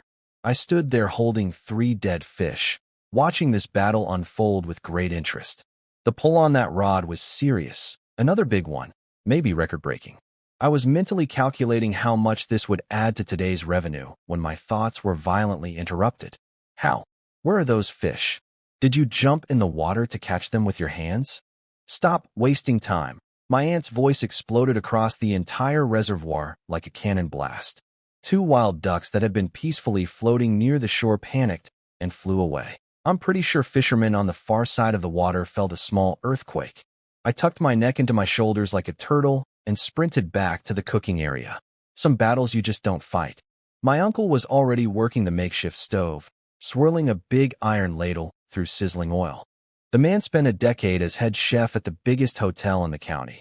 He could single-handedly manage a 60-table wedding banquet with 2 helpers. Today he looked a little stressed, but only because our kitchen was a patch of dirt under a tree with a chopping board made from scrap wood balanced on 2 rocks. It wasn't a lack of skill, it was a lack of literally everything else. He took my fish without a word, smacked them against a stone, and transformed 3 whole living creatures into perfectly cleaned fillets in under 2 minutes. Scales scraped, gills removed, guts extracted, rinse, done. His hands moved like they had their own brain. Then he pointed at a slab of pork and told me to cut it. My knife work is nothing special, but I can hack meat into pieces that are mostly the same size if nobody watches too closely. The first dish hit the wok and the smell traveled across the reservoir like a weapon. Hot oil, garlic, ginger, a spoonful of chili bean paste, pork sizzling and crackling, proper countryside stir-fry, the kind of aroma that makes grown men abandon their fishing rods and start walking toward it like zombies drawn to a sound. Wang Bing was the first to crack. He was staring at his float when his nose started twitching. He turned to Zhou, who was still locked in combat with his fish, and said, "Do you smell that?" Zhou was in no condition to discuss food. Wang Bing followed his nose to our cooking station and stood there watching my uncle work like it was a cooking show. He kept making appreciative noises and complimenting the technique. The man went from fishing enthusiast to food critic in about 30 seconds. At 12:30, I yelled, "Lunch!" and the reservoir emptied faster than if I'd announced free money. Every fisherman except Zhou and his father-in-law, who were still fighting that fish, came stampeding toward the food. My uncle had made a spread of stir-fried pork, vegetables, and the crown jewel, braised bream in a big iron basin. 20-something starving men descended on it like locusts on a wheat field. The reviews were spectacular. "This place has great fishing and great food. I'm never leaving. Better than most actual restaurants." Someone joked about moving here permanently. Then my aunt stepped forward and announced to everyone within earshot that of course the food was amazing, because her husband used to be head chef at a fancy hotel, and cooking a few farm dishes was child's play for a man of his caliber. She was literally bragging about her husband to a group of strangers who hadn't asked, beaming with pride like a kid showing off a toy at school. Everyone burst out laughing. My uncle just kept washing dishes and pretending he couldn't hear anything. Every single scrap of food vanished. 3 big basins of dishes, licked clean, the remaining sauce mixed into rice bowls. Not a drop of broth survived. These men ate like they were trying to punish the food for existing. After lunch, I started planning the future.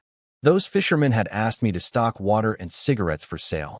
2 guys had run out of smokes during the morning session and spent the entire lunch break desperately bumming cigarettes off strangers, which was genuinely sad to watch. I needed a kitchen, a small shop, and at least a couple of restrooms.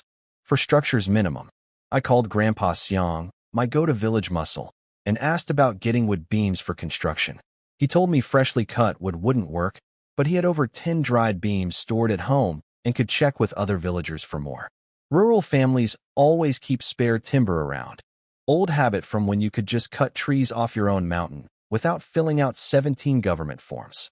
He said he'd come up and look at the site to help me figure out what I needed. This was moving fast. 4 days ago, I had 0 customers, 0 income, and 0 hope.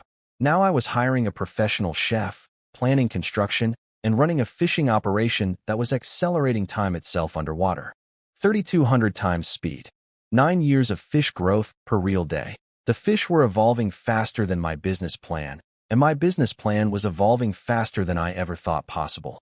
Grandpa Xiang showed up with 2 other village elders to scope out the construction site. These guys are all technically my grandfathers by village hierarchy, even though they're only middle-aged. Rural family trees are a special kind of madness. One shared ancestor 300 years ago, and suddenly every 40-year-old man outranks me by 2 generations. They watched the fishermen for a while with genuine confusion on their faces. The concept of paying money to sit by water and wait for something to maybe happen was completely alien to them. But when I told them what I was pulling in daily, the confusion turned into respect real fast. We mapped out where the buildings should go: kitchen, shop, resting area, and figured we'd need about 60 beams. Luckily, rural families hoard dried timber like squirrels hoard nuts. Between a few households, we had enough. I booked the excavator guy to come flatten the ground tomorrow. My reservoir was getting infrastructure, actual walls and a roof, not just a QR code taped to a prayer. Right as we finished planning, the reservoir erupted. Zhou's fish, the one he'd been wrestling since 11 in the morning, finally surrendered. 3 solid hours of fighting. The thing surfaced in a massive explosion of white water, belly up, completely finished. Zhou looked equally finished. The man was running on pure stubbornness and fumes. We all rushed over. Wang Buiyuan kicked off his shoes, waded in with the giant net, and we hauled this beast ashore together. It was a green carp, almost as impressive as his father-in-law's 81-pounder from yesterday. I slapped on the scale. 72 pounds. No record broken. You could feel the collective disappointment. Everyone wanted to see what the ceiling was in this reservoir. But Zhou wasn't disappointed at all. He threw his head back and laughed like a man who'd just won the lottery. See? I told you. Zhou 100 pounds is the real deal. Wang Bing stared at him like he'd lost his mind. You do know 72 is not 100, right? That's 28 pounds short. Did your math teacher give up on you? Zhou didn't even hesitate. You round 7 up and it becomes 10. So 72 rounds up to 100. Basic math. The entire reservoir went silent for one beautiful second, and then absolutely exploded with laughter. Someone yelled that by Zhou's logic, a 5-pound fish rounds up to 10. Another guy said fishermen's mouths are the hardest substance known to science.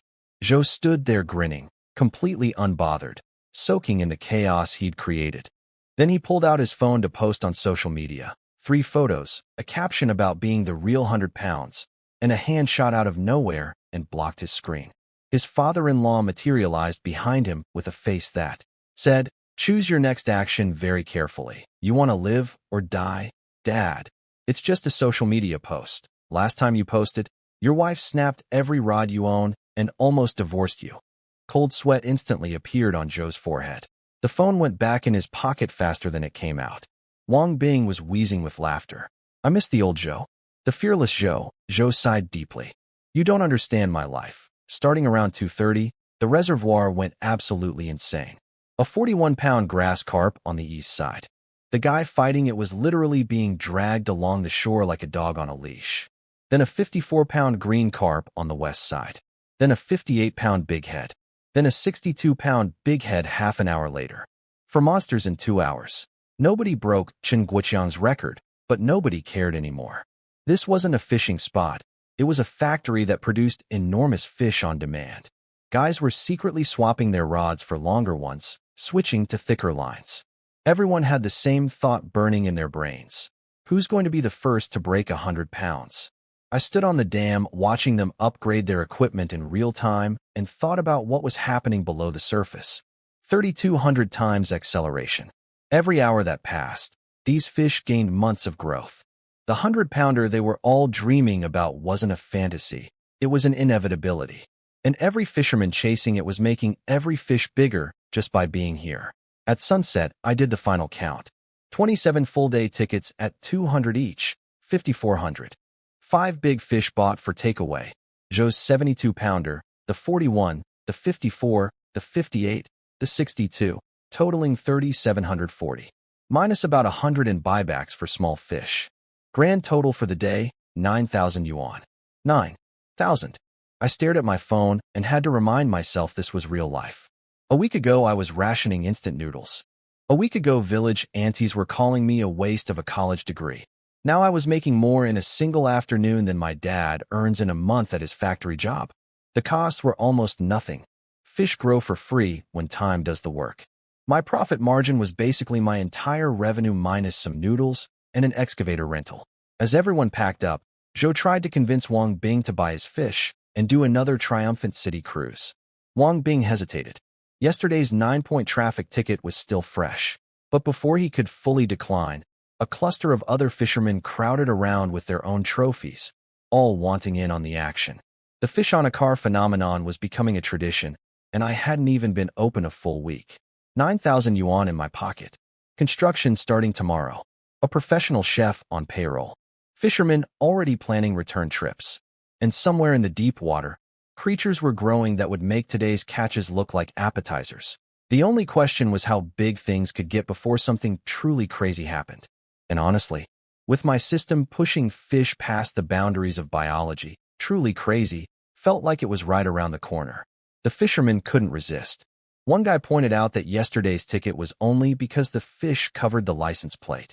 Simple fix. Hang the fish on the side instead of the back. Problem solved. Wang Bing's resistance lasted about 4 seconds before he slapped his thigh and yelled, "Let's do it." He bought Joe's 72-pound fish on the spot, and suddenly 5 cars had 5 enormous fish strapped to their doors like the world's most intimidating car accessories. Wang Bing checked his plates 3 times, confirmed they were fully visible, and gave the order, "Move out. The sun's still up and the streets are waiting." 5 cars rolled out of my reservoir in a line. I watched them disappear down the dirt road like a military convoy. Except instead of weapons, they were carrying dead fish and uncontrollable ego. After they left, 5 out-of-towners asked if they could camp by the reservoir overnight. They'd driven over 5 hours to get here and weren't about to turn around. I told them fine. Tents at least 10 meters from the water, clean up after yourselves, don't die. They promised they were experienced campers. I had paying customers sleeping next to my fish. The system never stops counting. Those 5 guys would be generating time acceleration all night long while they snored in their tents. Beautiful. Walking home with my uncle and aunt, villagers kept stopping me to chat. The same people who called me useless last week were now telling me I was smarter than my father. One old man who'd been trash-talking me behind my back just days ago grabbed my arm and said I was destined for greatness. I smiled politely and said nothing, because what do you even say to someone who flipped their opinion faster than Joe flips his excuses? I still had business to handle. The construction site at the reservoir sat on a piece of mountain land belonging to my great-uncle, my grandfather's brother, who we just call Gong. He's an old man living alone. In a traditional wooden house, the kind of person who measures wealth in corn cobs and peace of mind. I found him sitting on his doorstep shucking corn in the fading light. I explained that I needed a corner of his land to build some rooms for the fishing operation. He didn't look up from his corn, didn't ask how much land, didn't ask for money, didn't negotiate a single condition. Just said, "You're doing something good with that reservoir. Use whatever you need." 1 sentence. Done. I sat with him for a while and helped shuck a few ears of corn because that felt like the only way to properly say thank you to a man who doesn't want anything. My aunt made sure my uncle knew he was waking up at 5:30 tomorrow to buy groceries. She announced this at a volume that probably reached the next village. My uncle said, "Got it," in a voice so quiet it might have been a thought he accidentally said out loud. They drove off on the 3-wheeler and I stood in my yard alone, feeling like life was actually starting to make sense for the first time in months. Then my phone buzzed with a notification that made my stomach drop. 5 cars carrying fish through city streets intercepted by police. I clicked on it so fast I almost cracked my screen. Here's what happened while I was shucking corn with an old man. The 5-car fish parade entered the county town at peak evening hours. Wang Bing led the convoy in his Land Rover with the DJ music cranked to earthquake levels. His nephew was in the passenger seat filming everything from dramatic angles. They slowed to 20 kilometers per hour and rolled through the main streets in perfect formation like a presidential motorcade, except the presidents were all fish. The reaction was 10 times bigger than the previous nights. 5 cars, 5 giant fish, one after another passing through crowded streets while tails swung in the breeze. People literally chased the convoy on foot. and food delivery guy on a scooter rode alongside them for 3 entire blocks, filming with one hand, nearly crashed into a trash can, and kept filming. A mother pointed at the cars and told her child, "Look, fish." The kid stared for 2 seconds and asked, "Mommy, did those fish commit crimes? Are they being taken to jail?" I wish I could have been there just to hear that kid's voice. They cruised past the shopping street, where foot traffic was thickest. Every pedestrian stopped. Every phone came out. Wang Bing felt like the most important human being on the planet. They looped from east side to west side and back again, drunk on attention, completely addicted to the spotlight. On their third lap past the shopping district, an old man walking his dog watched them pass, stared for a long time, then pulled out his ancient flip phone and made a call. 2 minutes later, as the convoy approached the intersection for the 4th time, a police car was parked sideways across the road, lights flashing, blocking the entire lane. Wang Bing stomped the brakes. Before anyone could even think about reversing, a second police car appeared in his rearview mirror, sealing off the escape route. Trapped. 5 cars. 5 fish. 0 exits. I stared at my phone screen in my dark yard, noodle broth from dinner still on my fingers, reading this unfold in real time on the internet. These absolute maniacs had turned my reservoir's fish into a nightly street parade, and now the entire convoy was surrounded by law enforcement on a public road in front of what appeared to be half the town's population already filming. My first thought was about the free advertising. My second thought was about whether any of these idiots mentioned my reservoir's name to the police. My third thought was that I should probably go to bed because tomorrow was going to be even crazier than today, and whatever happened to Wang Bing and his fish circus was completely, hilariously, wonderfully out of my control. Wang Bing and his fish circus got exactly what they deserved. 6 police officers surrounded 5 cars in the middle of the shopping district like it was a hostage situation, except the hostages were already dead and weighed between 40 and 72 pounds each. Wang Bing tried his best defense immediately. "Officer, we didn't cover the license plates this time." The cop didn't care about plates. Turns out someone, probably that old man with the flip phone and the dog, called in a complaint about 5 vehicles deliberately crawling through city streets, causing traffic chaos. Plus, hanging massive objects off moving cars is apparently a safety hazard. Who knew that a 72-pound fish swinging from a door could potentially kill a pedestrian? Besides everyone with common sense, I mean. The blame game inside those cars was spectacular. Lu Jun, the Wuling minivan guy, was screaming that he knew following Wang Bing was a mistake. His buddy reminded him nobody forced him. "You forced me. You said let's hang a fish and experience Wang's happiness." The guys in the white SUV were pointing fingers so fast they looked like a rap battle. "You suggested the convoy." "No, you suggested hanging fish on the side." 5 cars of grown men dissolving into kindergarten-level accusations while police officers watched with tired faces. They all got escorted to the traffic police station. 5 vehicles parked in a neat row in the lot, each one decorated with a giant fish. The officers on duty came running outside like kids hearing an ice cream truck. One young officer sneaked a photo of the lineup. Another one walked up to the Wuling and estimated the grass carp at 40 pounds.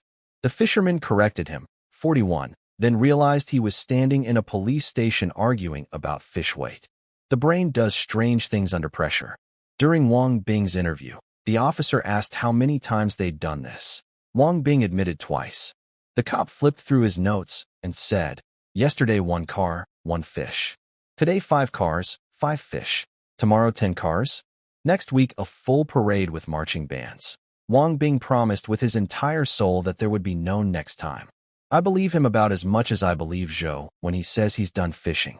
Meanwhile, I was at home watching all of this explode on the internet. The video of 5 fish cars getting pulled over hit trending within minutes. The comments were poetry. Someone said the traffic police parking lot photo with 5 fish lined up should win the National Fishing Photo of the Year award. Another person calculated that my reservoir produced at least 7 fish over 50 pounds in 3 days and asked if the place was haunted. A guy from a province over 1,000 kilometers away posted his GPS screenshot and announced he'd already taken 3 days off work. Someone else replied with their own navigation screenshot and wrote, "See you in the finals." A comedian suggested the police should just set up a ticket booth at my reservoir entrance. Catch your fish, pay your fine, one-stop service. I did what any responsible business owner would do. I opened every trending video and carpet-bombed the comments with my address. Copy, paste, repeat. My private messages exploded past 99 within 10 minutes. Some asked about fish conditions, some asked for directions, some wanted to know about camping. Wang Bing's traffic violations were the greatest marketing campaign in fishing history, and they cost me absolutely nothing. The next morning I got woken up by door pounding again. I opened up and my brain needed a full reboot. The narrow village road was packed with over a dozen vehicles. License plates from at least 4 or 5 different provinces: Sichuan, Hunan, Guangdong, Hubei. People had driven through the night from hundreds of kilometers away. One massive guy with a regional accent yelled that he'd been driving since midnight and demanded I start working immediately. Wang Bing and Zhou were nowhere to be seen, probably dealing with the consequences of their fish parade. Or their wives. Or both. Didn't matter. I had more customers than ever before. I splashed cold water on my face, skipped everything else, and led the convoy up to the reservoir. 53 people scanned my code that morning. 53. The system notifications in my head sounded like a machine gun. 5,300 times acceleration. One real day now equaled 14.5 years of fish growth underwater. 14 years. Those fish weren't just growing anymore. They were speedrunning evolution on a cosmic scale. Today's crowd included something I'd never seen at my reservoir before. 3 female fishermen. In the fishing world, women who actually fish are rarer than the 100-pound monsters everyone's chasing. One of them had a ponytail, professional gear worth thousands, and legs that made every male fisherman within 50 meters suddenly very interested in whatever direction she was standing in. I looked too. I'm the owner of a reservoir, not a monk. By 10 o'clock the place was controlled chaos. The excavator was roaring on the flat ground next to the water, carving out the foundation for my future buildings. Grandpa Xiang and 2 village elders were hauling thick wooden beams to the construction site.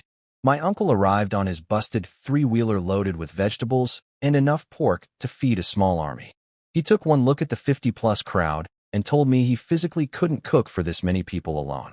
I needed to call second aunt to come help for 100 yuan a day. She'd say yes before I finished the sentence. Everything was happening at once. Construction, cooking, fishing, payments, fish being caught, people arguing about bait, newcomers asking where to set up, the excavator shaking the ground. My little middle-of-nowhere reservoir that nobody wanted to visit 2 weeks ago was turning into something real. Messy, loud, understaffed, and missing basic facilities like toilets and roofs, but real. 53 people paying 200 each meant over 10,000 yuan just in entrance fees, plus whatever the big fish sales would add on top. I was building an empire out of magical time acceleration, internet virality, and Wang Bing's incredible talent for getting arrested. Everything was rolling smooth. Excavator roaring, beams getting stacked, 53 fishermen throwing money at me like I was a wishing well, when a voice cut through the noise louder than the heavy machinery. Stop digging. Stop right now. The excavator driver hit the brakes so hard the whole machine shuddered. He poked his head out looking confused. I turned around and saw second aunt stomping up the muddy path like a woman on a mission from hell. She marched straight to the front of the excavator, spread her arms wide, and planted herself in front of it like she was personally stopping a tank in Tiananmen Square. Except instead of fighting for democracy, she was fighting for a piece of my money. I walked over trying to keep my voice calm. Second aunt. What's going on? She jammed her fists into her hips, the universal stance of a woman about to ruin your entire day, and fired the first shot. You're building on this land. Did I give you permission? My brain glitched. I went to Great Uncle's house last night. The old man said I could use whatever I needed. My 2 uncles confirmed the land was under his name. Everything was settled. How did 8 hours of sleep turn a done deal into a hostage negotiation? I kept my cool and explained that Great Uncle personally approved it. She hit me with the coldest laugh I've ever heard from a family member. Him agreeing is his business. He doesn't speak for me. And he doesn't run this family anymore. That sentence landed like a grenade. Every fisherman within earshot stopped what they were doing. Grandpa Xiang and the 2 other village elders put down their lumber and walked over with concerned faces. Grandpa Xiang tried reasoning with her. Second aunt, how's fishing business is good for the whole village. Why are you causing trouble? That was like throwing gasoline on a campfire. She absolutely detonated. Good for the village? Good for who? Look at all these people. 200 yuan each. He's making thousands every day, and what do we get? Nothing. Now he wants to take mountain land for free? Where does he get the nerve? And there it was. The real reason. It had nothing to do with land rights or family protocol. She was jealous. Pure, undiluted, burning envy. A week ago, she was mocking me for being a useless college graduate who couldn't catch a fish. Now I was pulling in more money daily than her husband makes in a month, and it was eating her alive. She couldn't stand watching someone else succeed without getting a cut. Classic village politics. The moment you start doing well, the relatives come knocking. Not to congratulate you. To collect. The other elders tried calming her down, but she was beyond reason. She was getting louder, nastier, working herself up to the point where I half expected her to throw herself on the ground and start rolling around like a toddler having a meltdown. 50-something fishermen were watching this soap opera unfold in real time. My family drama was becoming the day's entertainment, and admission was apparently free. Everyone expected me to either lose my temper or cave in and offer her money. I did neither. I turned to Grandpa Xiang with the calmest voice I could manage and asked one simple question. Grandpa Xiang, where exactly is the boundary between Great-uncle's land and Second Aunt's family land? Second Aunt's mouth snapped shut. That wasn't in her script. Grandpa Xiang pointed to a crooked pine tree about 50 meters away. From that bent tree over there to this side, all the way up to the mountaintop. That's all your great-uncle's land, he said. Your great-uncle, with extra emphasis, making it crystal clear that Second Aunt, as a married-in wife, had zero ownership claims to begin with. I called great-uncle. He picked up, sighed like a man who's lived too long and seen too much nonsense, and said he was too old to deal with this. He told me to talk to my uncles. Translation, Second Aunt got to him. She bullied an elderly man into backing down overnight. Beautiful family values. I called Second Uncle. He whispered into the phone like a prisoner making a secret call. This is really your Second Aunt's decision. I can't really get involved. His own wife had him so terrified, he couldn't even support his nephew over the phone. I called Big Uncle. He was more direct. Just deal with her yourself. I'm not touching this. Nobody wanted to be the one who told Second Aunt no. She'd terrorized the entire family into submission. 3 phone calls. 3 surrenders. Second Aunt's chin was so high in the air, she could have used it as a satellite dish. She was absolutely certain I was about to come begging, offer her money, cut her into the business somehow. She had her negotiation speech locked and loaded, ready to squeeze every yuan she could out of my desperation. I put my phone away. Didn't look at her. Didn't say a single word to her. Instead, I pointed across the reservoir to a weedy, overgrown slope on the opposite bank. Grandpa Xiang, whose land is that over there? Second Aunt's face froze. This was not how the conversation was supposed to go. Grandpa Xiang looked where I was pointing and broke into the biggest grin I'd seen all week. That's my wasteland. Use it however you want. I nodded. It's a good size. Let me buy it from you properly. Grandpa Xiang cut me off before I could finish. Buy? It's a pile of weeds growing on a hill. Nobody's used it for anything in 20 years. You're doing real work here, building something that matters. Don't insult me by offering money. Just take it. I turned to the excavator driver and yelled, turn around. We're going to the other side. The machine rumbled to life, spun its tracks, and started rolling toward the opposite bank. Just like that. No argument. No negotiation. No giving Second Aunt a single yuan of satisfaction. I simply removed her from the equation entirely. You want to block my path? Fine. I'll build a new path. Without you. The fishermen had been watching the whole show. As Second Aunt stood there watching her leverage evaporate, the murmuring started. That's rural life for you. Family is always the first to stab you when you make money. Can't stand seeing someone else do well. Kid handled it perfectly. I would have been screaming at her 10 minutes ago. The voices weren't loud, but they were loud enough.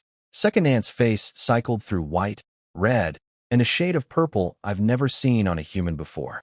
She'd come up here to squeeze me for cash and instead got publicly humiliated in front of 50 strangers.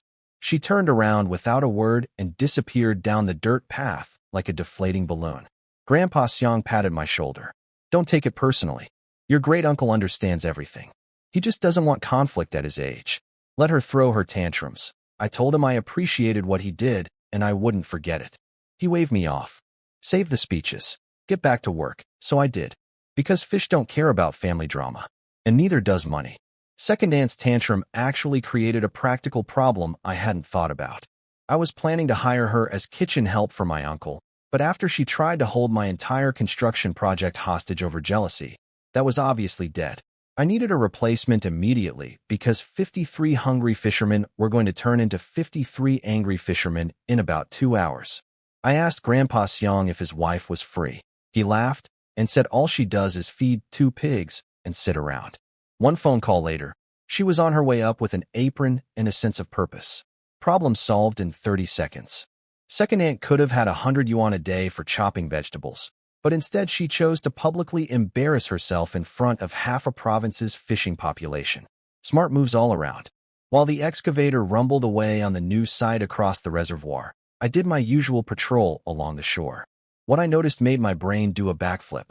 The fish were noticeably bigger than yesterday. Not slightly bigger, dramatically bigger. Yesterday's crucian carp averaged about 2 pounds. Today, every single one coming out of the water started at 2.5. 5,300 times acceleration meant 14.5 years of growth per real day. The fish were bulking up so fast that even I, the guy running the cheat code, was getting a little spooked. If this kept going without any ceiling, what would these things look like in a month? I decided that was a problem for future me and kept walking. Then I heard a woman scream. Not a scared scream, more of a battle cry. The ponytail girl had hooked something massive. Her rod was bent into a shape that rods are not supposed to make, and the line was cutting through the water, making that terrifying high-pitched whine that only happens when the thing on the other end has serious opinions about being caught. Every male fisherman within running distance immediately dropped everything and sprinted toward her like moths to a spotlight. But before any of them got close, she shut them all down without even turning around. Don't need help.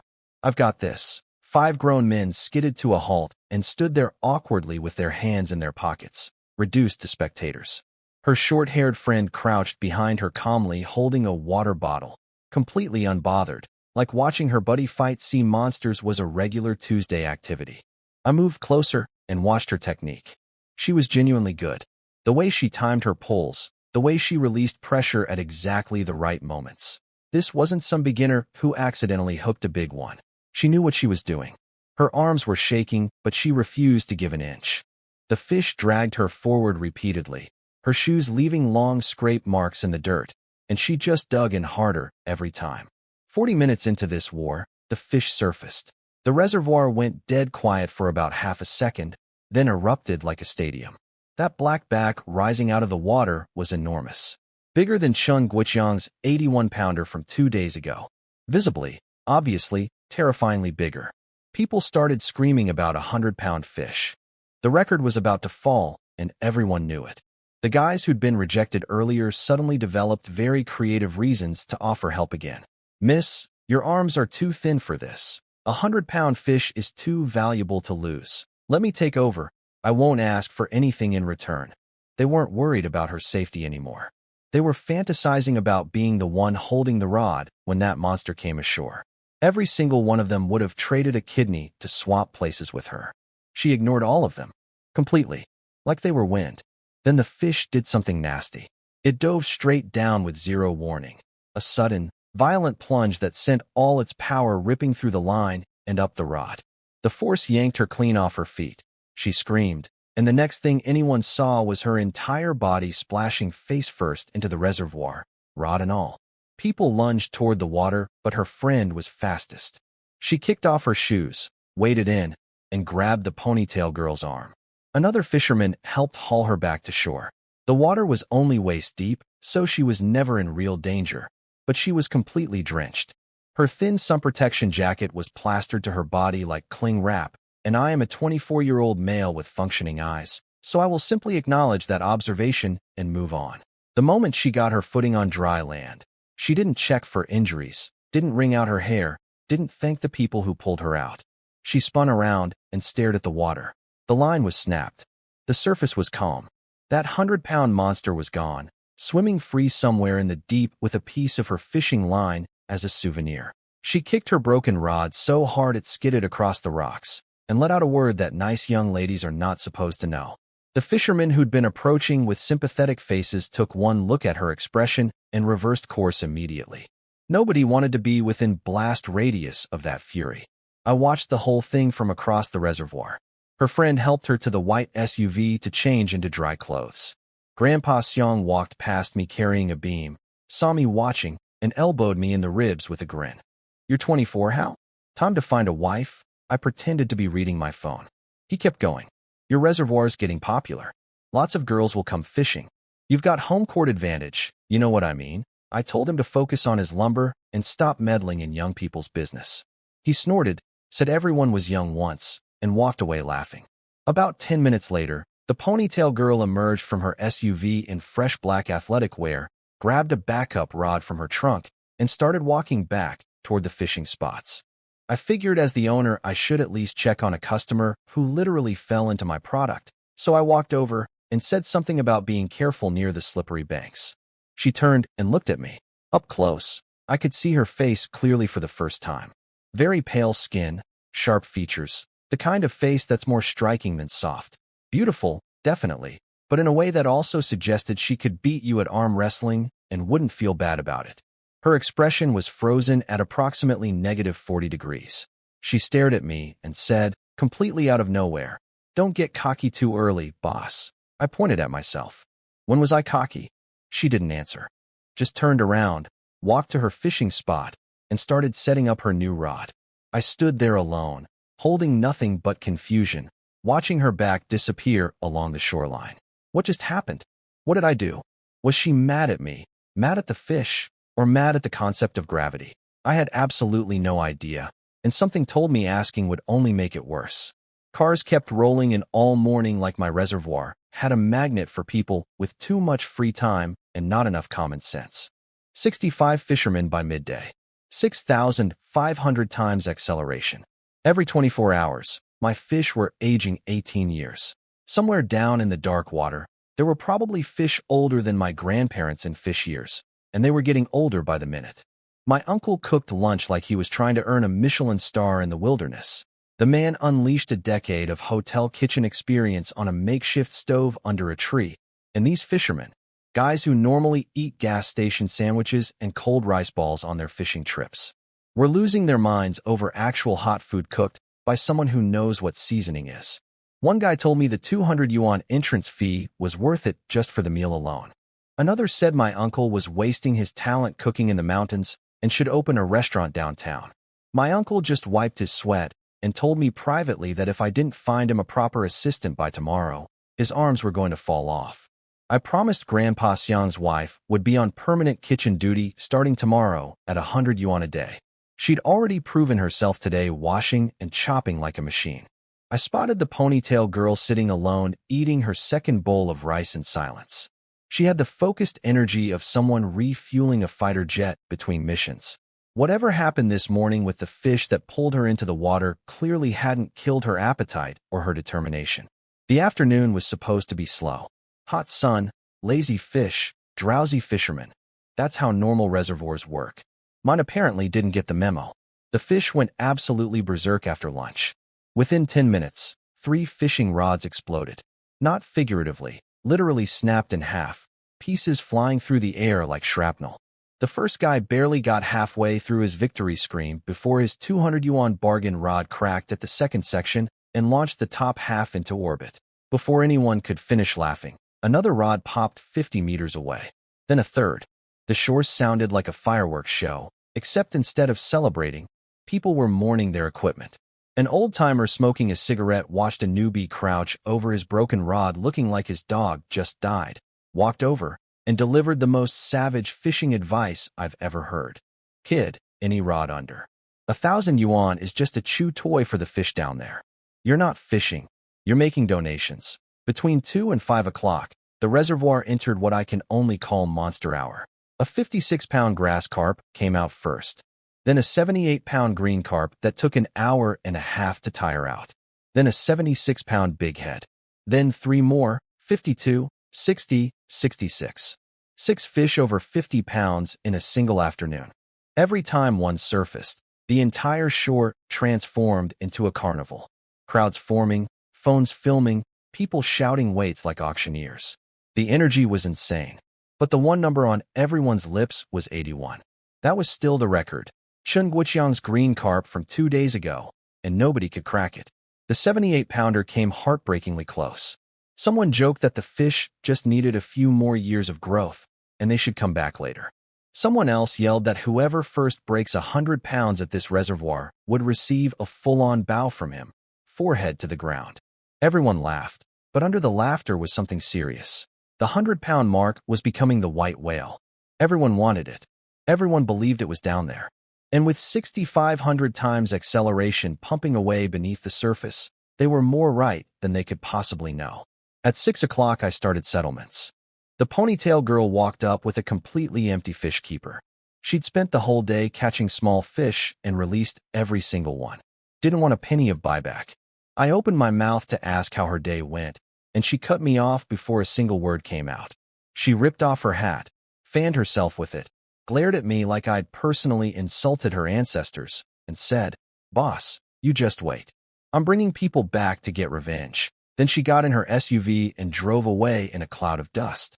I stood there doing math that had nothing to do with numbers. Get revenge? On whom? On me? What did I do? The fish pulled her into the water. That's between her and the fish. I'm just the guy holding the QR code. Was she going to come back with a fishing army? Was she going to drain my reservoir? I couldn't figure out if I should be worried or flattered that my business had made someone angry enough to declare war. I shook it off and finished my accounting. 65 tickets at 200 each, 13,000 yuan in entrance fees. 6 big fish bought for takeaway, 4,800 total. Minus food costs and my uncle's salary. Net profit, over 15,000 yuan in a single day. But second aunt's stunt that morning had planted a thought I couldn't shake. Making money is easy when you have a magic system that breaks the laws of biology. Keeping that money, keeping the peace, keeping the business alive long term, that's the hard part. In a village this small, if I'm the only one getting rich, people will come for me. Not just second aunt. Everyone. The jealousy will pile up until someone does something I can't just sidestep by moving to a different plot of land. The smart play was obvious. Spread the wealth. Hire villagers for construction, cooking, cleaning, security. Give everyone a reason to protect this place instead of sabotage it. Make the reservoir's success feel like the village's success. That's how you build something that lasts. As the sun dropped behind the ridge, 14 fishermen refused to leave. They'd driven 1,000 kilometers and hadn't caught anything impressive yet. They begged for night fishing permission. They had headlamps, glow-in-the-dark floats, life jackets, everything. One guy offered an extra 100 yuan per person. I said yes to the fishing, but no to the extra charge. Goodwill is worth more than 1,400 yuan when you're building a reputation.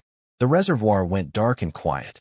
Frogs singing, stars appearing, 14 little headlamp beams sweeping across black water. 1,400 times acceleration still running through the night while I walked home doing math in my head. 15,000 yuan today. Construction underway. A chef on payroll. An angry ponytail girl promising revenge. And fish growing 18 years per day in water that nobody knew was magical except me. Not bad for a college graduate that the whole village called useless 2 weeks ago. The reservoir was growing faster than I could keep up with. I needed bodies, people to patrol during the day, watch overnight fishermen, help with construction, basically do all the jobs that one sleep-deprived 24-year-old couldn't handle alone anymore. So I went door to door through the village like a recruiter for the world's weirdest company. 3,000 yuan a month minimum. In this village, that's serious money. Some guys working odd jobs in the county don't even make that. Most people said yes immediately. The problem was finding people who could actually do physical work. Almost every young person had left for the cities years ago, so my labor pool was mostly older folks with creaky knees and strong opinions. I got everyone sorted and headed back up to the reservoir, because 14 fishermen were night fishing for the first time, and I didn't need anyone drowning on my watch. My uncle had dinner ready when I arrived. While I was shoveling rice into my face, he casually mentioned that my aunt wanted to take over the little shop I was planning to build. At first I thought it was weird she didn't just ask me herself, since the woman has never been shy about anything in her entire life. But apparently even volcanoes feel awkward sometimes. It actually made perfect sense though. She'd worked in a supermarket for years and knew everything about stocking shelves and managing inventory. I said yes without thinking twice. After dinner, I made one last desperate attempt to catch a fish in my own reservoir. I set up my rod in a quiet corner, cast my line, and waited, and waited, and waited some more. For over 3 hours, every fisherman around me was pulling up fish left and right while my float sat there completely motionless, mocking me with its stillness. Whatever curse prevents the owner from catching anything in his own water was still going strong. I was ready to pack up and accept my fate as the worst fisherman at my own fishing spot when someone nearby screamed like they were being murdered. A night fisherman had hooked something that was trying to drag him into the reservoir, like a horror movie monster pulling a victim underwater. I sprinted over and bear-hugged his waist from behind. The two of us together still weren't enough. Another guy abandoned his rod and grabbed onto me from behind. 3 grown men chained together like a human anchor, and whatever was on the other end of that line was still winning. Every headlamp on the shore swung toward us. A dozen white beams converged on the water. People were screaming that this had to be over 100 pounds. Then the fish jumped. Actually jumped. Clear out of the water and into the air where everyone could see it under those blinding lights. It was a big-head carp the size of a small boat. Its mouth was so wide open you could have fit a human head inside. Its eyes caught the lamplight and flashed like something from a nightmare. It twisted in the air, enormous body rolling, then crashed back into the water with enough force to create a small tsunami. The shockwave of power traveled up the line and through the rod, and snap. The rod broke clean in half. All 3 of us flew backwards and landed flat on our backs on the shore like bowling pins. We lay there staring at the sky, breathing hard, covered in mud, watching the last ripples spread across the water where that thing had disappeared. Nobody spoke for a long time. Then someone swallowed loud enough for everyone to hear and said what we were all thinking. That fish was at least 200 pounds. Someone else said 300 and nobody laughed, because honestly, who could argue? The thing was the size of a small refrigerator with fins. I checked my system panel while rubbing my bruised back. The mutation categories still showed nothing, which was slightly reassuring and slightly terrifying at the same time. If that thing wasn't a mutant, it was just a regular fish that had been growing at 6,500 times normal speed. Regular. Sure, after that encounter, nobody could sleep. 14 fishermen sat on the shore with their lines in the water and their eyes wide open, running on pure adrenaline and the dream of hooking that monster. I gave up on going home and stayed too. We sat there until 3 in the morning without getting a single bite. Not one fish. The entire reservoir went completely dead after that big head's appearance. Like every creature down there was hiding from the apex predator that just showed the surface world exactly how big it had gotten. I eventually crawled into an empty tent and passed out. My aunt's voice woke me up at dawn, cutting through my unconsciousness like a chainsaw through butter. Outside, a crowd of fishermen had already gathered and were arguing about what happened last night. The story had mutated worse than any fish. By morning it had become a several hundred-pound fish spirit that 3 men couldn't control. My 200-pound estimate had doubled overnight through the magic of fisherman telephone. But honestly, the exaggeration was doing my marketing for me.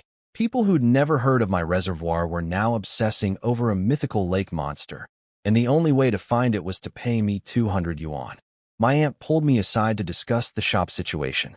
I told her no rent. She insisted on paying 1,000 a month. I stopped arguing because when my aunt decides something, the conversation is already over.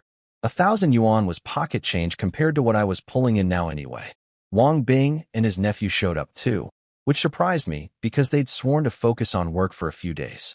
Turns out Wang Buiyuan saw the monster fish discussion in their group chat while sitting on the toilet this morning and immediately called his uncle. Wang Bing canceled an actual business meeting, a real one with real clients, and drove straight here. These men would sacrifice their careers for a chance at a big fish, and I respected that commitment to terrible priorities. I asked where Zhou was. Wang Bing grinned. His father-in-law went home. Without his bodyguard, Zhou doesn't dare leave the house. He's at the office actually working for once. I pictured Zhou sitting at his desk, staring at his computer screen, thinking about nothing except the 72-pound fish he rounded up to 100, and felt genuinely sorry for the man. His wife had won the war, at least temporarily, by removing his only ally. Without his undercover fishing partner, Joe 100 pounds was just Joe regular employee, trapped in an office, dreaming of water. Wang Bing showed up with his 2 buckets of bait like clockwork. At this point, the man and his buckets were basically a tourist attraction. New fishermen would point at him and ask questions. Veterans would shake their heads and relocate to the opposite side of the reservoir. Wang Bing didn't care. He was convinced he'd cracked the secret code of fishing, and nothing, not logic, not mockery, not the laws of marine biology, would change his mind. Construction was moving fast on the other side of the water. Bricks arrived, cement and sand followed, and the ground turned out to be solid rock underneath, which meant we could skip foundations entirely and build straight on top. 2 days, and I'd have actual walls. An actual roof. My fishing operation was graduating from guy with a QR code standing in mud to something that almost looked like a business. My aunt showed up with my uncle's delivery run, except this time the 3-wheeler was carrying more than food. She'd loaded water bottles, snacks, and, this was the genius move, cigarettes. Within 5 minutes, the night fishing guys who'd been awake since yesterday came stumbling over like zombies drawn to nicotine. They were exhausted, shaking, desperate for a smoke, and my aunt was standing there selling packs at just 1 yuan above retail, like a convenience store angel sent from heaven. Watching her chat up customers with that big loud personality of hers, I realized she was a natural saleswoman. Some people are born to sit behind a desk. My aunt was born to sell things to strangers while yelling. By 10 o'clock, we had over 80 fishermen. 8,000 times speed. I did the math and got a little dizzy. 1 day equaling roughly 22 years of fish growth. The creatures down there were aging faster than my business plan could keep up with. I started daydreaming about hosting fishing tournaments, getting hundreds of people here at once, pushing the multiplier into absolutely insane territory. The fantasy was intoxicating. Then a familiar screech ripped me out of my happy place. "You can't walk through here." "Who said you could walk here?" I didn't even need to look. I knew that voice the way soldiers know incoming artillery. Second aunt was back, standing on the path along the reservoir, blocking 2 fishermen who were just trying to walk to their spots. These poor guys looked at her like she was a toll bridge troll demanding a password. "Ma'am, is this your personal road?" Wrong question. She exploded like a firework dropped in a volcano. "Yes, it is. Everything from here to the mountaintop belongs to MY family." Her voice cracked on the last word from sheer volume. Every single person at the reservoir turned to watch. 80 fishermen, several construction workers, my uncle, my aunt, the village helpers, all staring at one middle-aged woman screaming at confused strangers about property rights she didn't have. One of the village women who'd come to help with cooking pulled me aside and whispered what was actually going on. Second aunt was furious because I'd hired other village women to work at the reservoir, but didn't hire her. After she tried to extort me yesterday, I obviously wasn't going to offer her a job. But in her mind, she was being deliberately excluded from the money train, and she was going to make everyone suffer for it. I walked over trying to control the anger building behind my eyes. Second aunt, "What's the problem?" She pretended I was invisible and kept screaming at the fishermen. They backed away muttering, "Can't mess with crazy," and took the long way around. When she finally acknowledged my existence, she dropped her real demand like a grenade. "Give me the shop. The little convenience store you're building. Give me the right to run it, and we're good." I almost laughed. Actually, I did laugh, which probably wasn't diplomatic. The shop was already promised to my aunt. But even if it wasn't, showing up uninvited, blocking paths, harassing my customers, and then demanding business rights as a reward? That's not negotiation.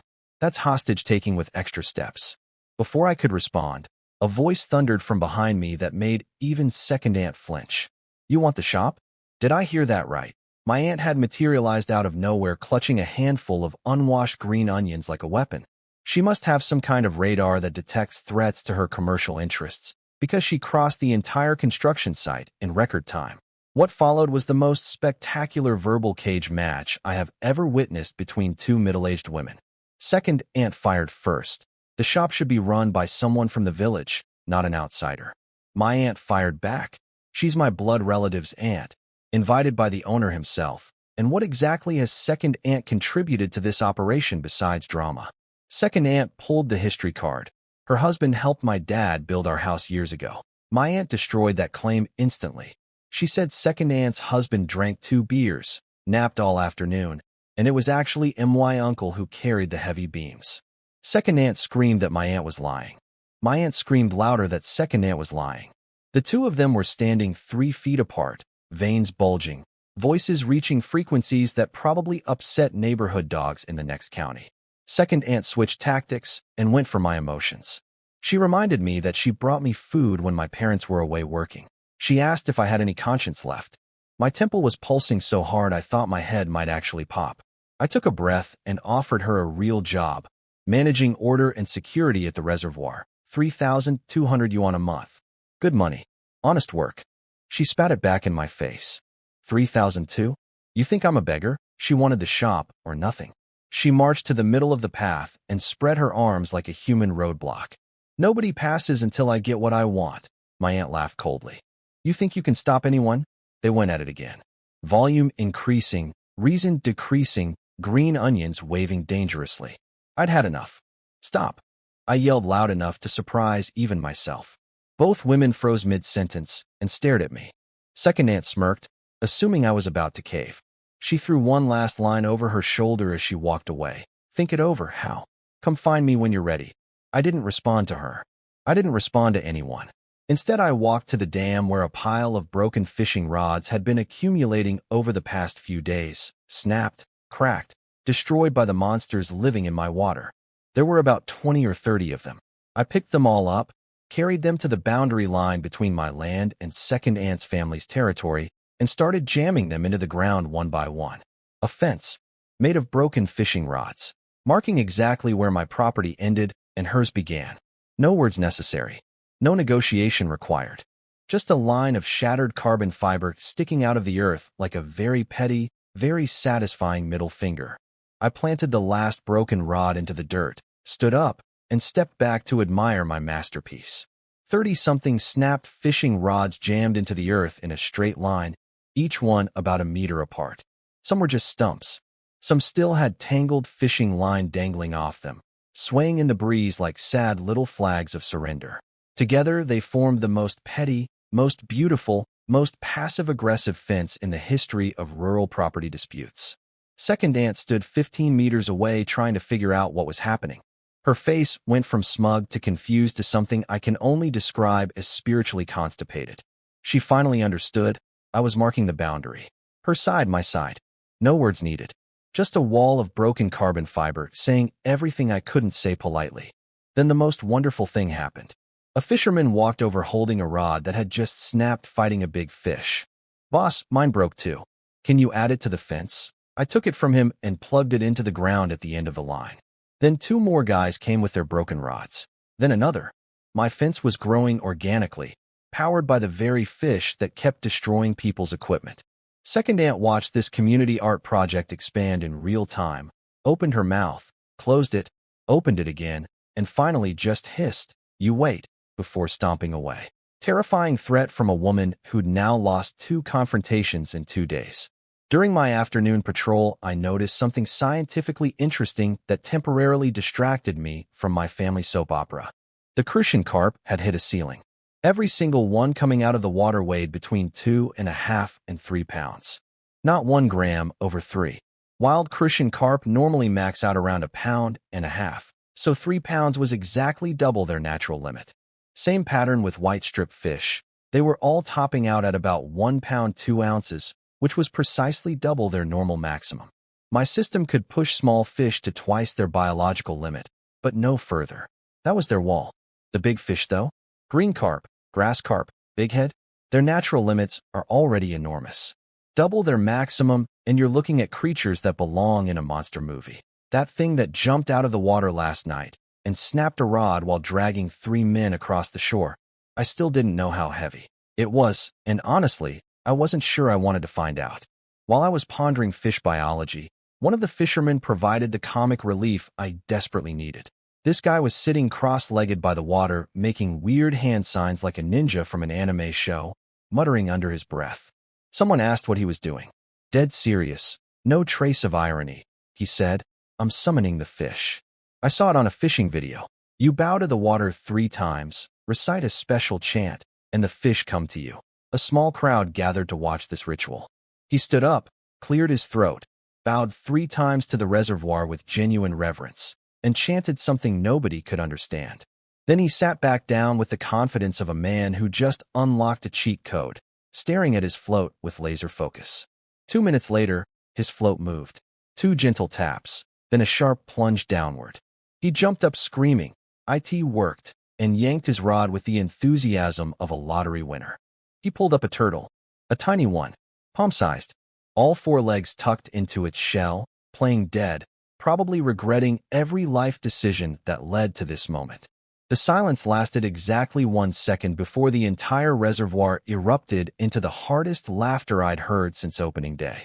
"Your prayer wasn't sincere enough. The fish sent its ride ahead first. That's not a fish. That's the advanced scout. Chant harder and the main army will follow. Bro, you summoned a turtle.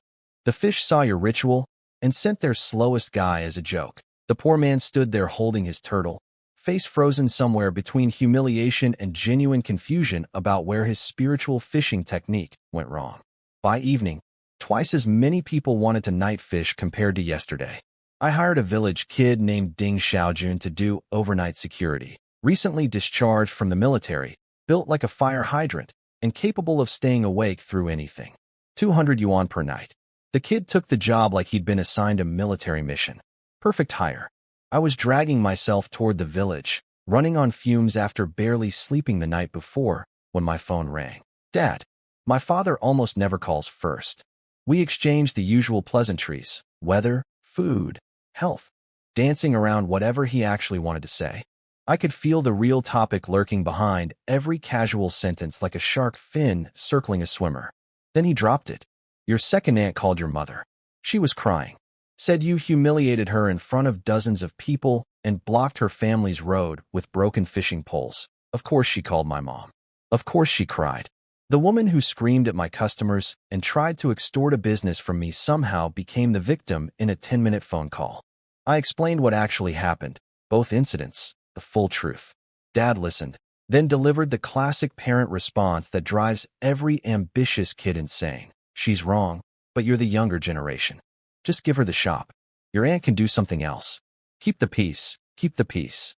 The eternal motto of every Chinese parent who grew up poor and learned that avoiding conflict is cheaper than winning it. I understood where he was coming from. I really did. But I told him the truth he didn't want to hear. If I give in once, it never stops. Today the shop, tomorrow a cut of the profits. Next month, she wants the whole reservoir. People who take don't stop taking because you were generous. They stop when you make it clear there's nothing left to take. Dad went quiet, then hit me with the classic, "Your wings are hard now, huh?" Too grown to listen to your old man. He wasn't actually angry. He was just stuck. A lifetime of keeping his head down and avoiding trouble left him with no tools for this situation. I didn't argue back. Some fights aren't worth having, especially with someone who loves you but can't see the board you're playing on. He hung up. I stood under the old tree at the village entrance, smelling grass in the evening wind, feeling simultaneously exhausted and certain that I'd made the right call. My fence of broken rods would stand. My boundaries were set. And somewhere up at the reservoir, Ding Xiaojun was already patrolling the shore while fishermen fought monsters in the dark, their headlamps cutting through the blackness like tiny lighthouses guiding my future into port. Night fishing produced a 48-pound grass carp and a 55-pound green carp, but still nobody cracked the 100-pound barrier. That number was becoming the holy grail of my reservoir. Every fisherman who showed up had it tattooed on the inside of their eyelids. Ding Xiaojun handled security like the little military machine he is, weighing fish and keeping order while I got the first proper night's sleep I'd had in days. I woke up early feeling like a new human. When I arrived at the reservoir, my broken rod fence had grown overnight. The night crew had added their casualties to the collection. That fence was becoming the most honest advertisement in fishing history. 2 newcomers pulled up, and one started complaining about how far they'd driven and how this better not be a scam. His friend just pointed at the wall of shattered rods and said, "Does that look fake to you?" They walked over, took photos, and the skeptic shut up permanently. Then the flood began. Cars from 7 in the morning without stopping. I stood on the dam with my QR code like a toll booth operator at the gates of Fish Paradise, watching the counter climb. 42 by 7:30, 61 by 8:30, 78 at 9. 89 at 9:30. Every scan was another 100 times acceleration added to the underwater time machine. My uncle showed up with 2 extra-large cooking pots because feeding this mini mouse with yesterday's setup would have been like trying to fill a swimming pool with a teaspoon. My aunt's shop was officially open, a wooden plank with prices painted in wobbly red letters. 3 yuan for water, 5 for instant noodles, cigarettes at 1 yuan over retail. She was already working the crowd like she'd been in sales her entire life, handing out free tissues to exhausted night fishermen and calling everyone brother with that foghorn voice of hers. A customer told her she had better service than any convenience store in the city. She beamed like she'd won a Nobel Prize. Then a white SUV rolled up and my stomach did a weird flip. Ponytail Girl was back. This time she was wearing camouflage fishing gear with her sleeves rolled up, looking like she was going to war rather than going fishing. She marched straight up to me, chin raised, and announced like a movie villain returning for the sequel. I told you I'd come back for revenge. Behind her, 5 or 6 people were unloading serious equipment. She pointed at one guy setting up a camera tripod next to a pickup truck. See him? That's Lee Doggone, Lee Jinhua, 52,000 followers online, professional fishing content creator. He's caught more 100-pound fish than you've seen in your life. Your reservoir's fish are done for. I looked at the guy, late 20s, buzz cut, sun-darkened skin, arms like he wrestled bears for exercise. Clearly legit. Clearly experienced. Clearly here to put on a show. I nodded and said, "Welcome. QR code's right here." Her face glitched. "That's IT? That's your reaction? What reaction do you want?" Should I pretend to be scared? She glared daggers at me and stormed off to help set up cameras. I honestly didn't understand what she expected. A professional fisherman coming to catch my fish was the best possible advertising I could ask for. 52,000 followers watching someone pull monsters out of my reservoir. I should be paying her. Lee Jinhua finished filming his intro and came over to chat. On camera, naturally. He asked the price. I told him 200 for a full day. He tried the classic influencer move. How about I fish for free and keep whatever I catch? I'm doing you a favor with the exposure. I looked at him and thought, buddy, your exposure means nothing if you don't scan that code. Because without paying customers, my fish don't accelerate. And without acceleration, there are no monsters for you to film. No deal. Everyone pays. He pushed harder. I'm worried you'll lose money on me. I'm really good. Buyback is 2 yuan per pound. Go ahead and bankrupt me. He saw his negotiation wasn't landing, shrugged with a showman's smile, and said, don't regret it later. Then all 6 of them scanned. 6 more beeps. 600 more times. And then something happened that I genuinely did not expect. The moment that 6th scan registered, my brain lit up like a fireworks factory. A system notification I'd never heard before, louder, deeper, different from the usual chime, thundered through my skull. 100 fishermen. System upgrade. 3 new features unlocked simultaneously. A lucky spin wheel, a fish stocking system, and a free upgrade gift package. My hands actually trembled. I didn't even know the system could upgrade. It had been sitting there doing one thing, accelerating time, since day one. Now suddenly, it was expanding like a video game, dropping new content after you hit a milestone. I opened the spin wheel first. 12 slots, every single one marked with a question mark. No preview, no hints, pure gambling. The cost? 1,000 yuan per spin. I stared at it for about 3 seconds and closed it. 1,000 yuan to spin a mystery wheel when I still needed to build a kitchen, a shop, and a bathroom? Not today. The system was trying to hustle me, and I wasn't falling for it yet. 10,000 times acceleration. 100 fishermen paying 200 each. 20,000 yuan just in entrance fees before a single big fish got weighed.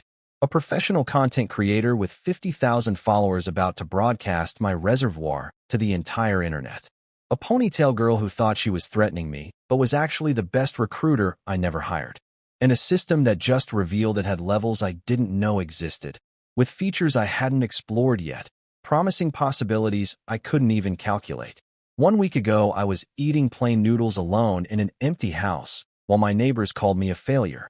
Now I was standing on a dam, watching 100 people fight over the right to give me money, while underneath the surface, an army of impossible fish grew older with every passing second, and a brand new upgrade package sat in my pocket like an unopened birthday present.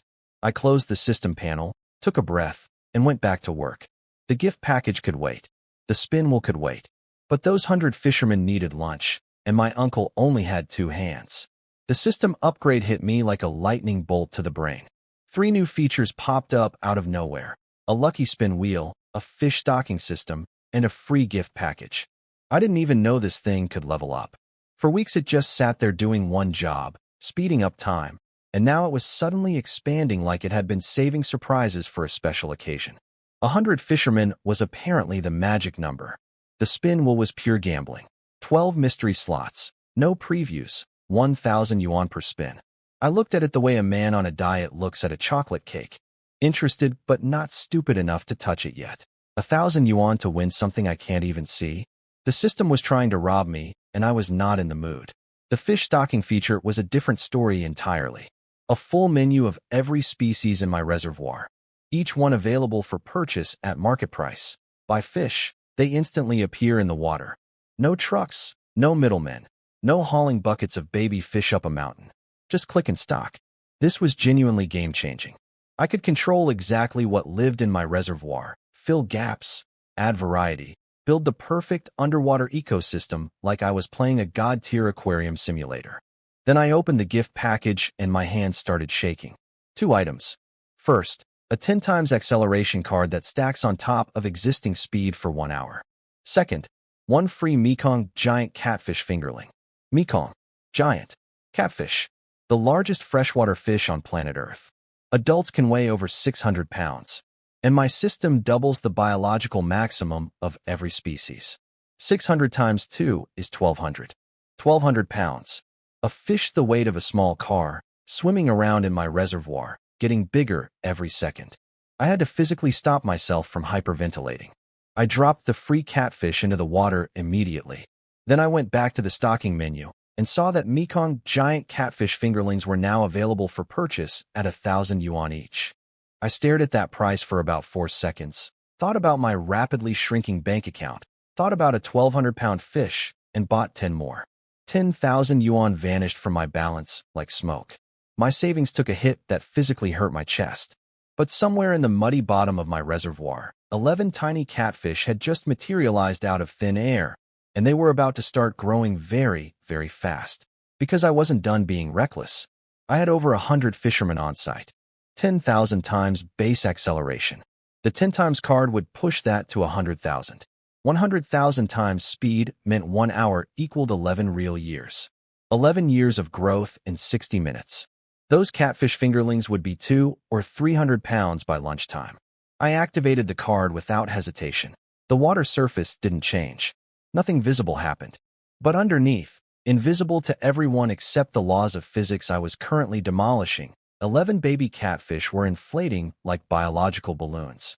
Meanwhile, the fishing influencer Li Jinhua, stage name, Rod Brother, was setting up his live stream like a one-man television production. 2 cameras on tripods, a phone mounted vertically, a professional microphone clipped to his collar. 52,000 followers. The man had driven 6 hours overnight after seeing the 5-car fish parade video that had now broken 10 million views.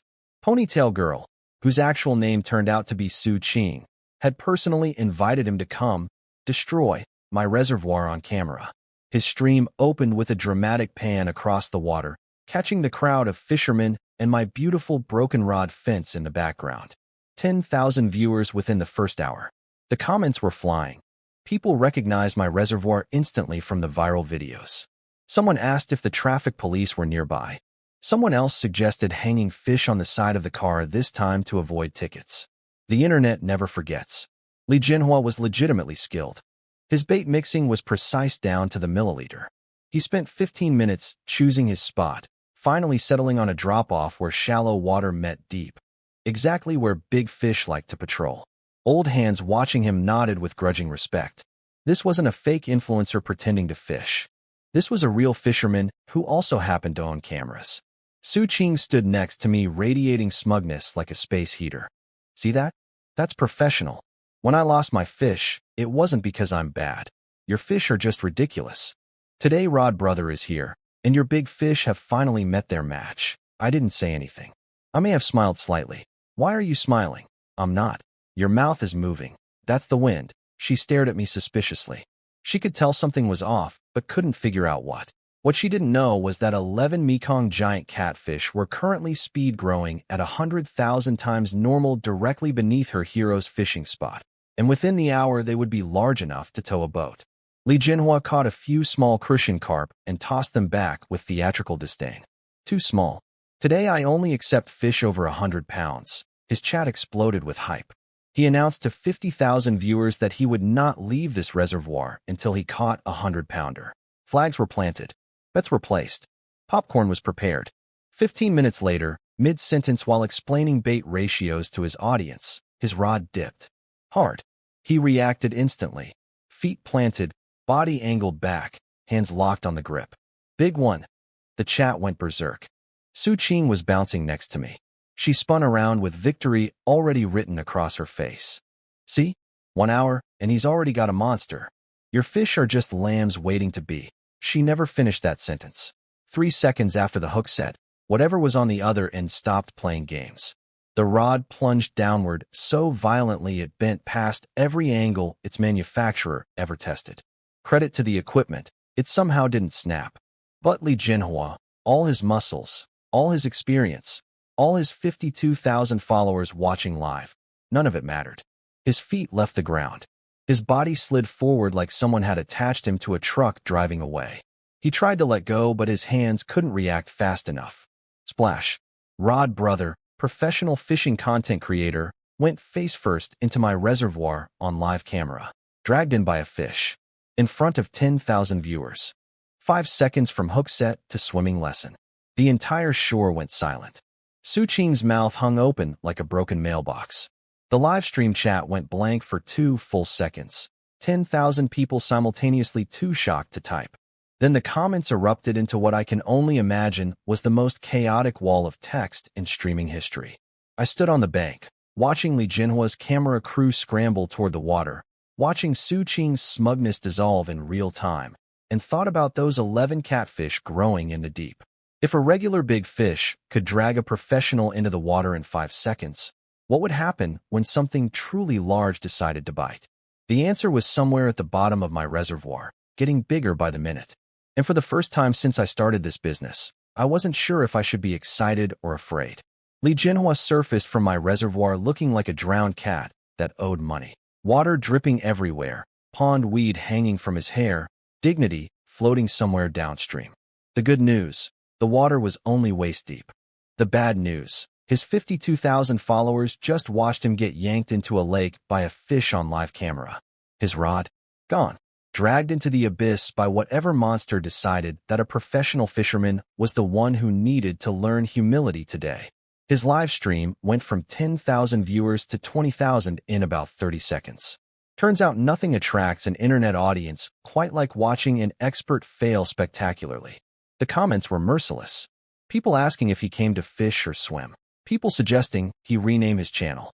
Someone pointed out he'd promised not to leave without catching a 100-pounder, and technically the fish just invited him to visit in person. The internet was having the time of its life, and Li Jinhua was the punchline. Su Qing's face was the color of a fire truck. She'd spent 2 days hyping this guy up as the ultimate weapon, the man who would humble my reservoir, and he lasted exactly 5 seconds before becoming the reservoir's newest decoration. I couldn't help myself. I looked at her and said, very calmly, "Looks like your guy isn't quite enough either." She didn't respond. Probably because her jaw was still somewhere on the ground. But here's what separated Li Jinhua from a regular person. The man didn't quit. He stood in front of his still-rolling camera, soaking wet, breathing hard, and told his audience something that made me pay very close attention. He said in 3 years of fishing across the entire country, the biggest thing he'd ever caught was a 120-pound green carp. Then he paused and said the fish that just pulled him underwater was several 100 pounds at minimum. The chat called him a liar, called him delusional, said the water had gotten into his brain. But I could see his eyes. There was no embarrassment in them, only excitement. The kind of excitement that makes a man dangerous. He announced he wasn't leaving, not until he caught whatever dragged him in. Then he walked to his pickup truck and pulled out something that made every fisherman on the shore stop breathing. A heavy-duty ocean fishing rod, the kind built for deep-sea battles with tuna and marlin. Thick carbon body, A reel the size of a fist loaded with 500 meters of braided line rated to hold over 1,000 pounds of pulling force. This was equipment designed for the open ocean, and he was about to use it in my mountain reservoir. The crowd went nuts. Comments about bringing a cannon to a knife fight. People calling him insane. He mounted the rod on a steel support frame, looked into the camera, and told his audience that if he didn't catch something massive today, he wouldn't end the stream. 50,000 viewers now and climbing. Meanwhile, I was dealing with a problem only I could see. The acceleration was making the fish grow too fast. The size gap between species was getting ridiculous. Small fish stayed small because they hit their biological ceiling at double their natural max. But the big species kept getting bigger with no end in sight. Rods were snapping left and right. More than 10 broke in the span of 2 hours. If this kept going, regular fishermen wouldn't be able to catch anything except disappointment and broken equipment. Nobody pays 200 yuan to watch their rod explode. I needed to restock the bottom of the food chain. Fresh small fish to give normal customers something to actually catch. I opened the fish stocking system and started ordering like a man filling a shopping cart before a hurricane. 1,000 grass carp fingerlings. 1,000 green carp. 500 common carp. 2,000 Crucian carp. Nearly 20,000 yuan evaporated from my account in about 30 seconds. Money I'd barely finished earning was already gone. My balance dropped from 5 figures to barely 4. It physically hurt, but if I didn't maintain balance in the ecosystem, the whole business model would collapse. A reservoir where you can only catch monsters sounds cool until you realize 90% of your customers don't have the equipment or the skill to handle monsters. Oh, and I'd also dropped 11 Mekong giant catfish into the water about an hour ago, juiced with 100,000 times acceleration card. Those things were currently growing at a rate that would make a time-lapse video look like slow motion. By now, they were probably already bigger than most of my customers' personal best catches, and they'd only been alive in my reservoir for 60 minutes. I try not to think about what they'd be like by tomorrow. Li Jinhua's stream kept bleeding viewers during the dead hours because fishing is fundamentally boring to watch when nothing's happening.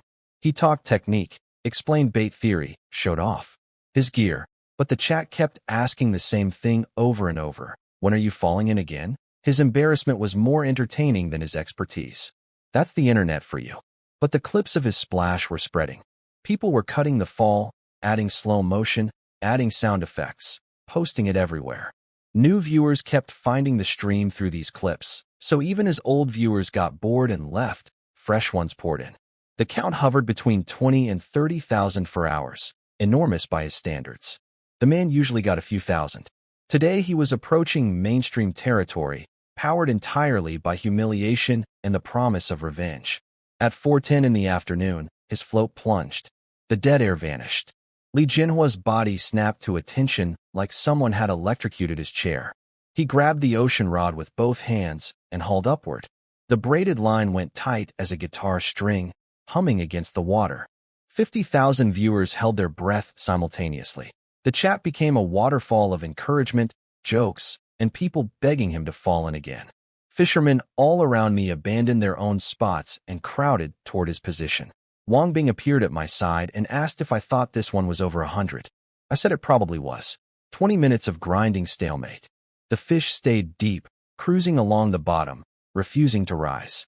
Li Jinhua was drenched in sweat, his arms shaking from sustained tension, but his face had the locked-in focus of someone who knows this is the moment that changes everything.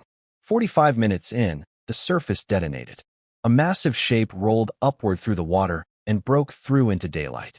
Black back glistening, body thick enough to make the crowd go completely silent.